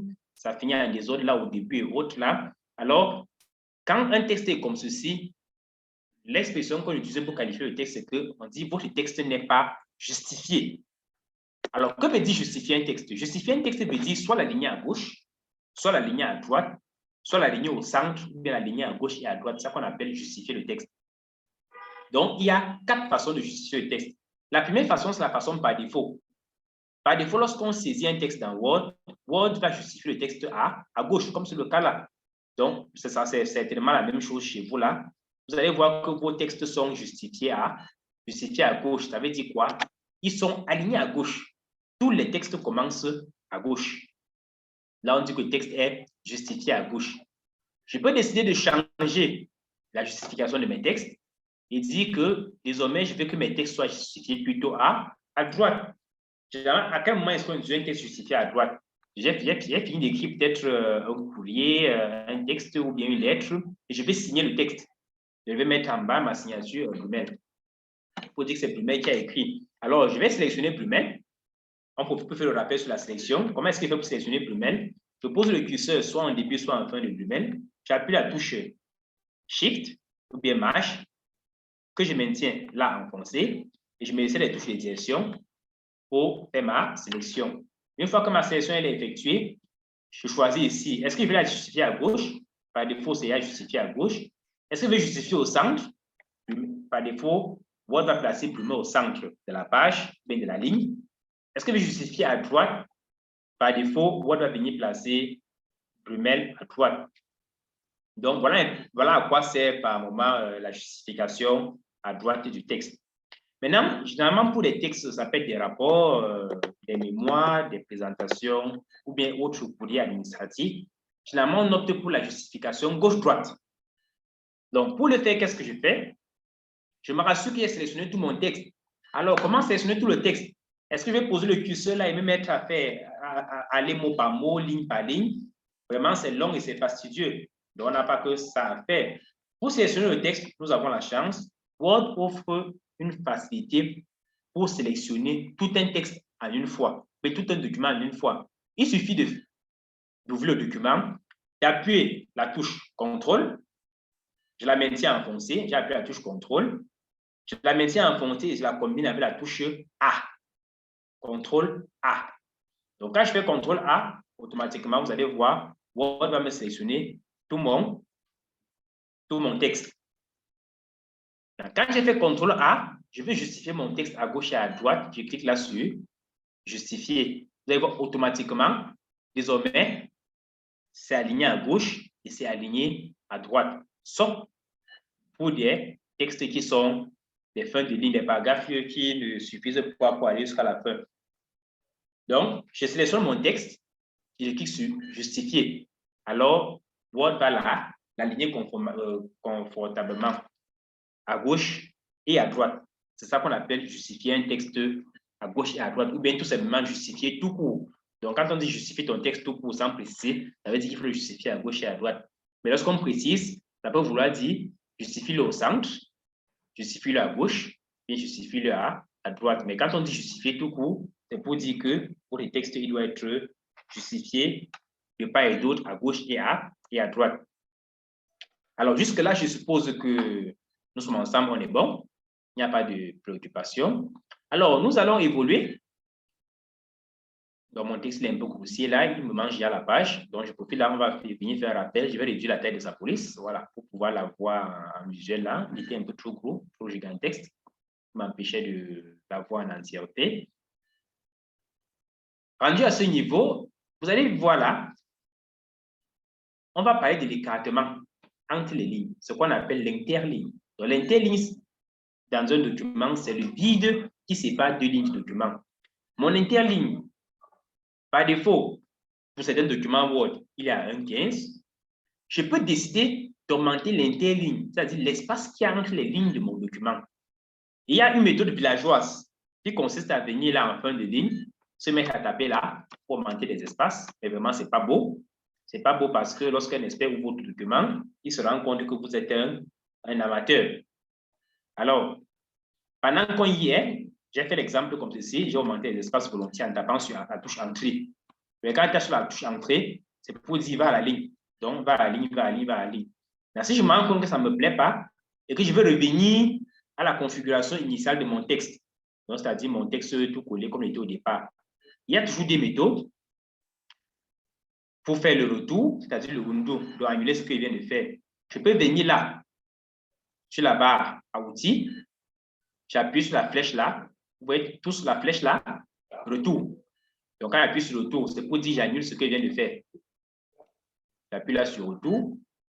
Ou alors, je peux utiliser le raccourci clavier CTRL plus Z.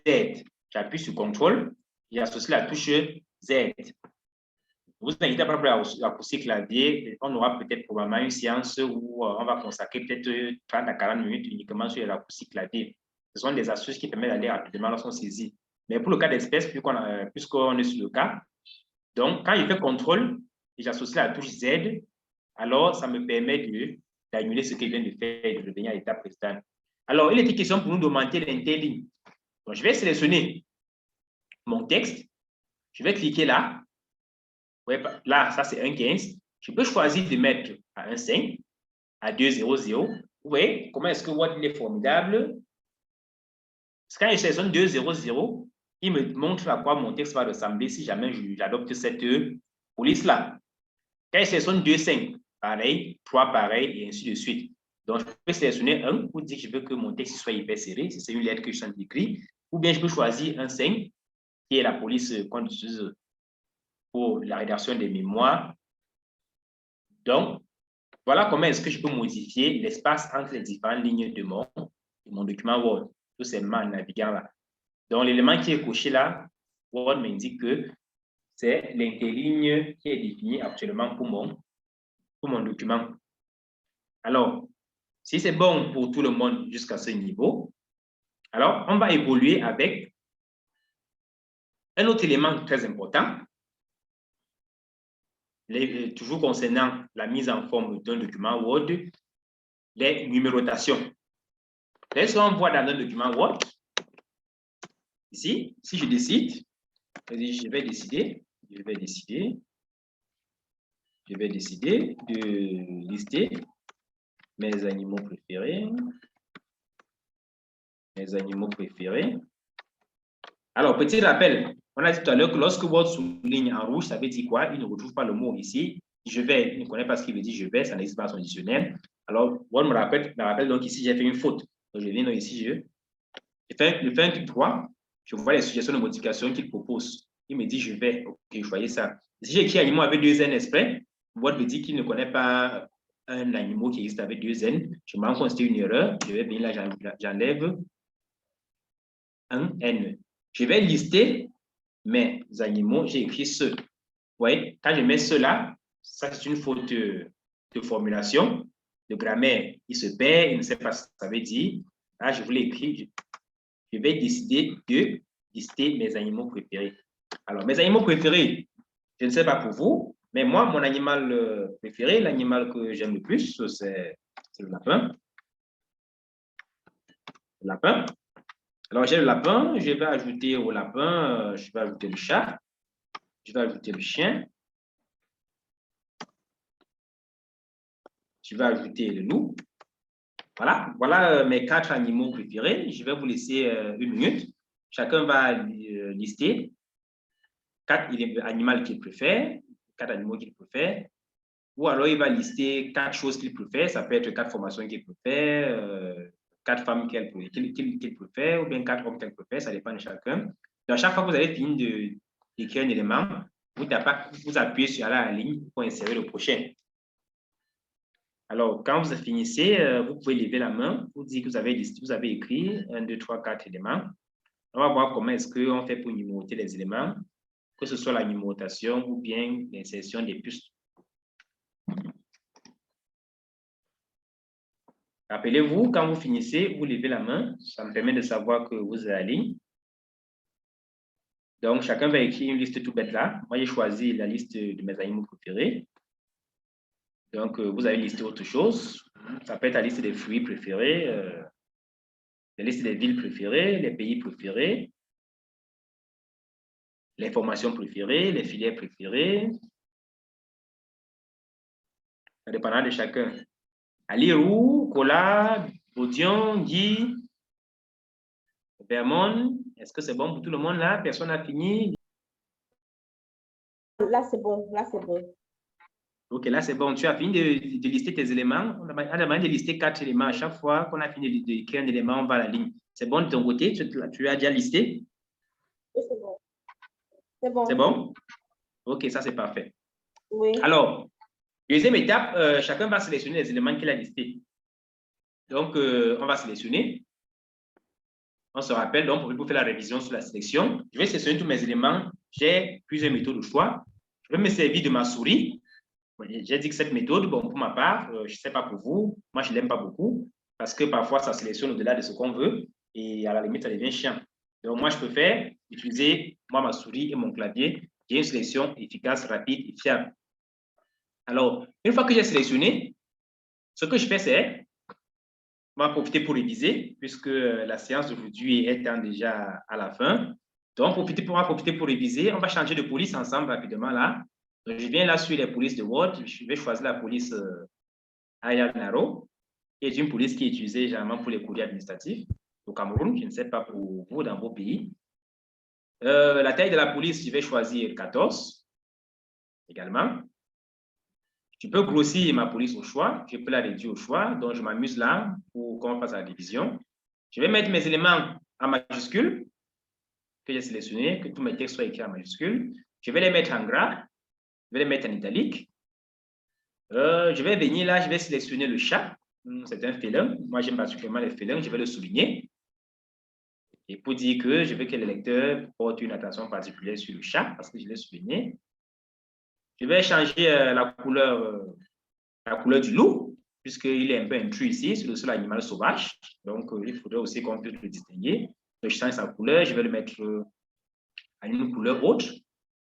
Le chien, c'est un animal de gardiennage. Je vais changer la texture de fond sur laquelle il est écrit. Voilà. Donc, chacun de mes éléments-là a une mise en forme particulière. Ça nous permet de réviser ce qu'on a fait à peu près jusqu'ici. Et pour continuer avec la révision, je vais justifier mes éléments au centre. Voilà. Dit qu'on révise le justifiant, on peut justifier à gauche, à droite et au centre. Je les mets là. Maintenant, ce que je fais, c'est que je vais donc créer une liste, en fait.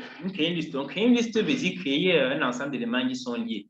Donc, les éléments dans Word, une liste, ils peuvent être liés dans Word par le fait qu'ils se suivent selon une numérotation. Ou alors ils se suivent parce qu'ils appartiennent à un groupe d'éléments. Donc, un exemple, si je vais citer les villes d'un pays, Donc, je vais citer les villes d'un pays. Si, je vais profiter pour vous faire un petit cours de rédaction administrative. Si dans la conception de mon document, il n'y a pas un souci de classer les villes peut-être par rapport aux villes les plus peuplées, ou bien les villes les plus grandes, ou bien les villes les plus sales, alors il n'est pas bon de mettre la numérotation, le numéro 1, 2, 3, 4, 5. À part si, dans le souci de la présentation de mon document, il y a un enjeu de classification, d'ordre qui apparaît. Mais si je veux juste citer les villes de façon ramassée, donc là, la volée, alors, pour ce type de liste, je vais dire que je vais lier mes éléments par les plus. Donc, vous allez voir là, le premier élément à travers lequel on lit les éléments, c'est les plus. Donc là, il y en a plusieurs. Je peux choisir les cercles, je peux choisir les ronds, je peux choisir les carrés, je peux choisir ce design coloré, je peux choisir ce trèfle, je peux choisir ce petit zigzag, je peux choisir ce petit juste. Bon, toujours est-il que quand vous choisissez, quand vous voulez faire un document et que vous décidez d'adopter un certain style de puce, bon, pour rester cohérent et professionnel, il est important d'adopter le même style de puce pour tous les autres éléments de votre document. C'est vrai que les puces, on ne les achète pas, c'est gratuit, mais il faut pas aussi en abuser. Donc, quand vous voyez trop de puces dans votre document, ça fait un peu villageois, vous avez excusé l'expression. Donc, je peux choisir là les points, je peux choisir les cercles, je peux choisir autres, voilà. Et une fois que j'ai choisi mes puces, je peux toujours décider de venir mettre mes éléments à gauche, ou bien à droite, ou bien n'importe où là, dépendamment de moi.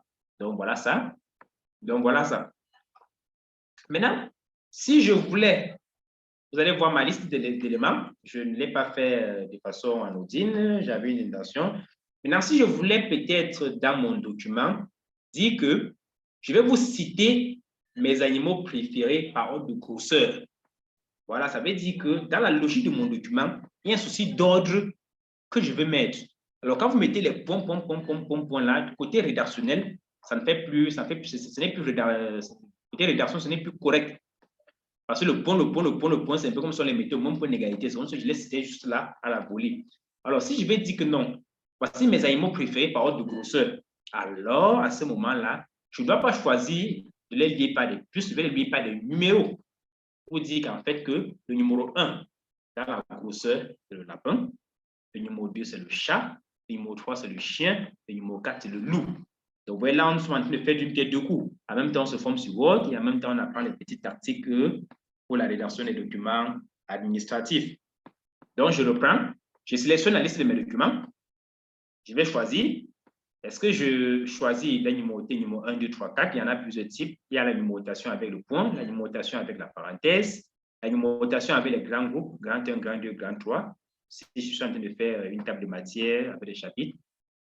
La numérotation avec les grandes lettres de l'alphabet français, la numérotation avec les petites lettres de l'alphabet, la numérotation avec les I, I2I. Donc, tout ça dépend de ce que je vais donner comme orientation aux éléments que je numérote. Mais toujours est-il bon à savoir, ces éléments de numérotation, ça ne s'achète pas. Ça ne veut pas non plus dire qu'il faut abuser. Il faut en abuser. Donc, il faut rester cohérent lorsqu'on rédige un document. Donc, si vous avez choisi, vous dites que vous allez lister peut-être vos animaux préférés, vous avez choisi d'utiliser les II. Si plus bas, vous listez peut-être vos villes préférées. Donc, il faut rester dans la même logique. Vous pouvez peut-être varier, prendre 2, mais déjà au-delà de 2, 3, 4, 5 dans un même document, ça fait plus correct, ça fait un peu de désordre là. Et là, votre document n'est plus correct. Alors, quand on va évoluer dans la formation, certainement, on va voir à quoi c'est cet autre type de puce. Mais déjà, si vous avez l'intuition rapide, vous allez voir à quoi ces autres types de numérotation servent. Par exemple, si je suis en train de citer comme le cas là, je suis en train de citer peut-être mes animaux préférés. Donc, mes animaux préférés, je peux décider de les classer par groupe. Donc, je peux décider de classer mes animaux préférés. Il y a les animaux domestiques, il y a les animaux sauvages.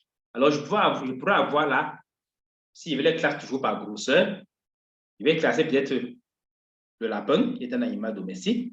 Je vais classer le lapin parmi les animaux domestiques. Alors, je pourrais avoir grand 1 ou bien petit 1, animal domestique. Maintenant, 1.1, je vais avoir le lapin.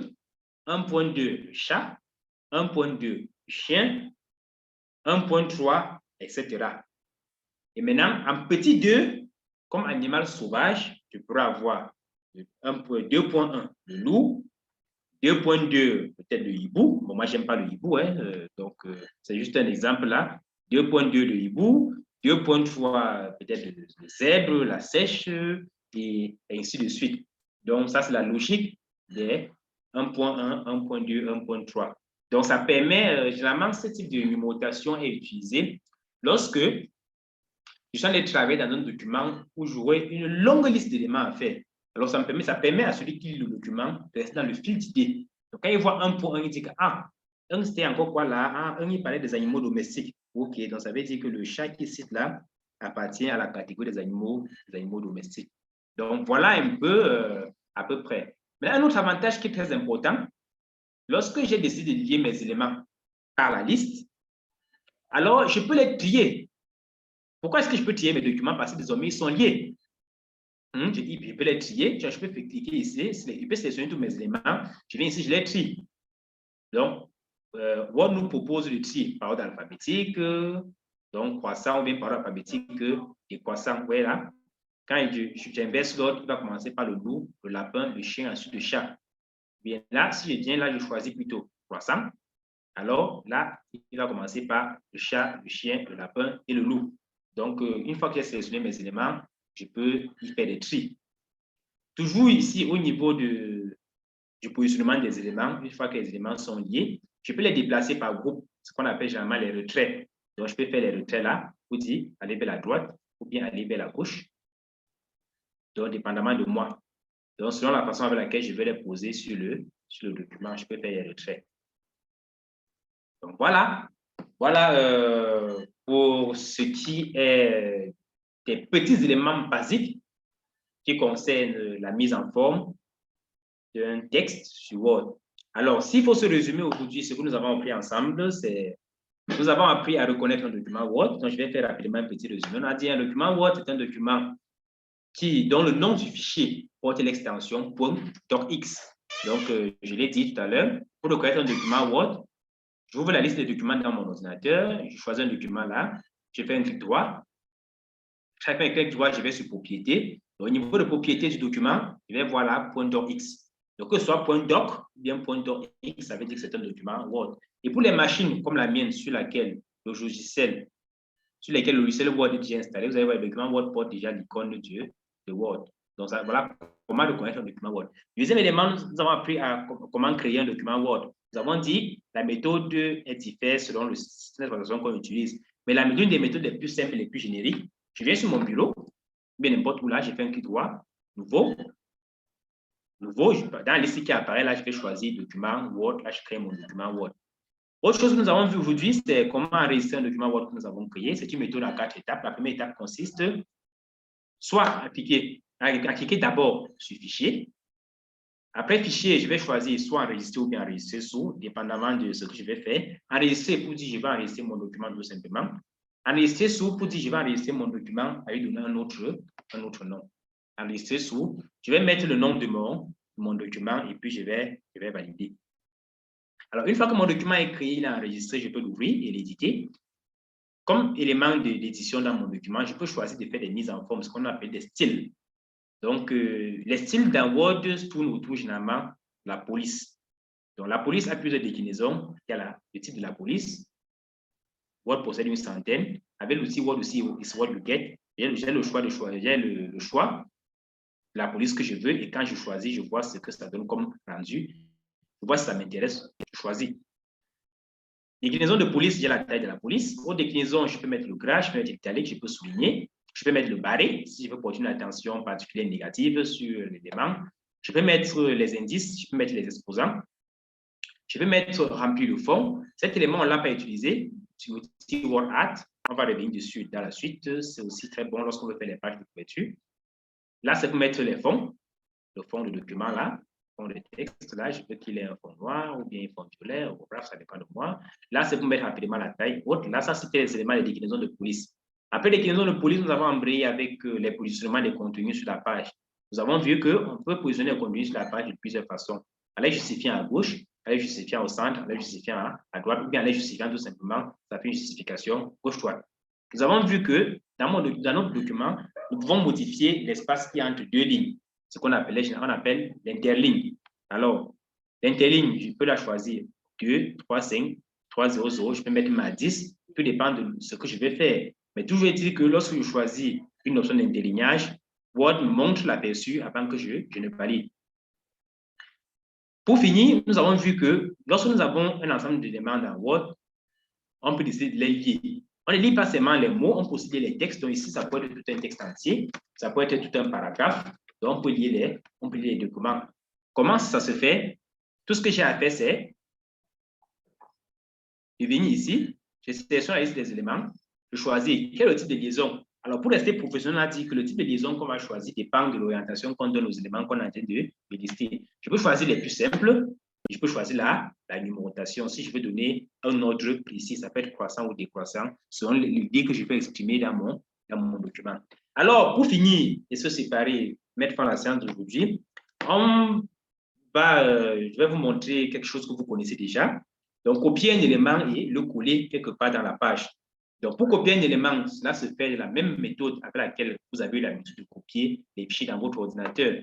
Donc, quand vous voulez copier un élément dans la QSD, vous faites jamais un clic droit sur le fichier, vous le sélectionnez, vous faites un clic droit, vous choisissez l'option copier, vous ouvrez la QSD ou bien le dossier dans lequel vous voulez le coller et vous cliquez sur coller. Sur Word, c'est exactement la même chose, vous allez vous entraîner à le faire.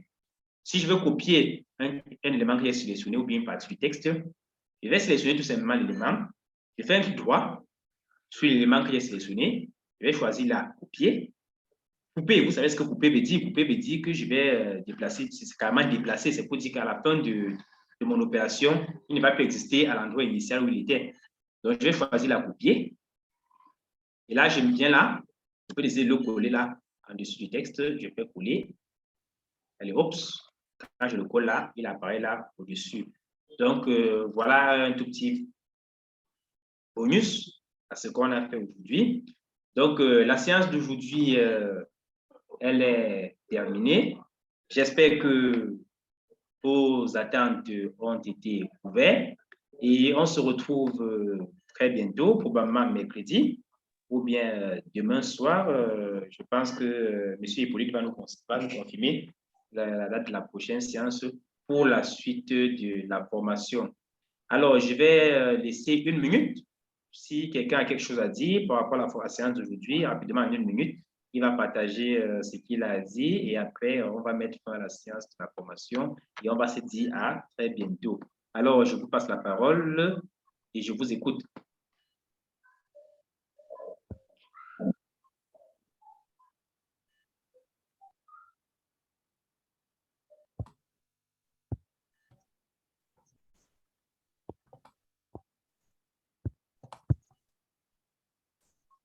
Allô, quelqu'un a quelque chose à dire là? Oui, vas-y, Venon, nous t'écoutons. Agnès aussi, nous t'écoutons. Ok, bon. Moi,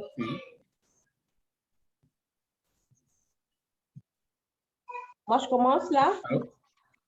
Oui, je t'écoute, Agnès. Déjà, merci pour la séance. Nous avons appris. Ok, merci aussi pour ta participation. C'est vrai, vous avez dit tantôt qu'il y aura une deuxième séance. Il s'agit de la deuxième séance Word, n'est-ce pas, ou bien un autre module? Oui, effectivement, il y aura une deuxième séance Word parce qu'aujourd'hui, nous n'avons même pas épluché les 25% du programme. Donc, évidemment, il y aura une deuxième séance. Mais la deuxième séance, elle va un peu aller plus rapidement. Aujourd'hui, nous sommes allés un peu mollo puisque c'était le premier contact avec l'environnement Word. Mais à partir des autres séances, on va aller un peu plus rapidement parce que vous serez familiarisé, je pense, avec les éléments que nous avons eu à faire aujourd'hui et que vous aurez eu à pratiquer aussi avec vos documents Word que vous manipulez au quotidien. D'accord, parce que en Word, j'ai une petite notion déjà. Et voilà, je me suis inscrite au module parce que j'avais l'intention de l'approfondir. Et notamment dans des travaux de recherche, dans des rédactions de mémoire ou bien de travaux, tout ce qui va avec, parce que là, c'est autre chose. Là. Il faut des connaissances plus approfondies. Et j'ai une suggestion pour que ça aille peut-être plus rapidement pour moi et pour les autres, hein, je vais dire, je sais pas. J'ai un test, j'ai un travail établi déjà que je peux soumettre soit à vous ou à, je veux dire, ou à cela nous permettra la prochaine fois, surtout pour moi, peut-être pour quelques heures, parce que j'ai juste besoin de quelques heures, qu'on travaille ce test ensemble, comment le mettre en forme pour un travail de recherche de manière approfondie. Je pense comme ça, je pourrais mieux apprendre, de savoir OK, voilà, j'ai rédigé un mémoire ou bien un travail de recherche, un truc du genre, tout simplement. Comment élaborer le test, comment le mettre en forme en ce qui concerne les auteurs, comment classifier les auteurs, comment les rédiger, comment présenter de manière à ce que ce soit beau, ainsi de suite, autant de choses. Le test est déjà établi. Maintenant, si ça vous convient, je peux soumettre cela à l'autre par mail. Et la prochaine fois, bah, on pourra tout simplement travailler sur les anomalies du test. Ça pour que, voilà, dans les jours à venir, que je puisse le faire de moi-même. Oui, j'ai écouté la préoccupation et la suggestion d'Agnès que je juge pertinente. Alors, Agnès, pour te répondre, bon, c'est déjà ce qui était prévu dans pour la suite de la formation, de vous soumettre un texte sur lequel on ferait des cas pratiques. Alors, c'est juste dans le souci de ne pas aborder des aspects qui allaient sembler peut-être nouveaux pour tout le monde, parce que ici, à la formation, vous n'avez pas tous le même niveau de connaissance de Word. Il y en a qui connaissent déjà des éléments basés. Alors, la séance d'aujourd'hui est une séance préliminaire, donc pour moi, pour mettre chacun à peu près au même niveau. Donc, pour la suite, notamment, il y aura un document Word qui est rédigé à la va-vite, notamment. Bon, puisque tu évoques le cas d'avoir un document propre, je pense que je vais causer avec la hiérarchie et l'encadrement technique.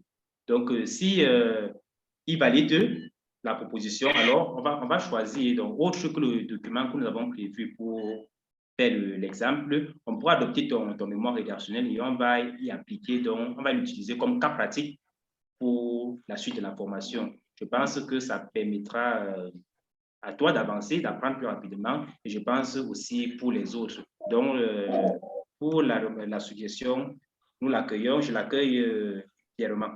Il n'y a pas de souci, elle est la bienvenue. D'accord. Ah, super. Ok, quelqu'un d'autre a une préoccupation? Oui, une petite précision, c'est que malheureusement, le test n'est pas en français. Ce sera peut-être pas très évident pour, je veux dire quoi, très profitable pour tout le monde. Mais on peut faire cela après, je veux dire quoi. Alors, je ne suis pas sûr d'avoir compris. Ils sont les enfants, désolé. Ok, il est tantôt. Pardon? Oui, allez-y. Oui, le texte, malheureusement, n'est pas en français. Il ne sera pas peut-être rentable pour tout le monde. Mais je disais, peut-être après le cours ou quelques heures après ou avant. Parce que pour moi, particulièrement, je n'ai pas besoin d'être là toute la journée. J'ai juste besoin, je veux dire quoi, de maîtriser comment mettre mettre ce test-là je veux dire quoi, en forme pour, voilà, comme je disais tantôt, pour ne plus avoir mis là-dessus. Ok, là, non, il n'y a pas de souci. Donc, il va juste falloir soumettre ton texte, soit par WhatsApp ou bien par mail à l'agence et nous allons vous répondre donc avant demain si le texte il est adéquat pour utiliser comme pas pratique. Peu importe la langue à laquelle il est écrit, ce n'est pas ce qui nous intéresse. Ce qui nous intéresse, c'est que le texte final, ce qu'on apprenne, comment le rendre correct. Ce qui concerne les mises en forme et les techniques de rédaction, c'est tout. Donc, peu importe la langue à laquelle le texte est écrit, ça ne devrait pas nous poser de problème. D'accord. D'accord. Donc, tu vas juste soumettre le texte à la hiérarchie et on va l'évaluer et voir si il contient les éléments qui peuvent permettre à ce qu'il soit utilisé comme cas pratique. Il n'y a pas de souci à ce niveau. D'accord. Ok. Quelqu'un d'autre a une préoccupation?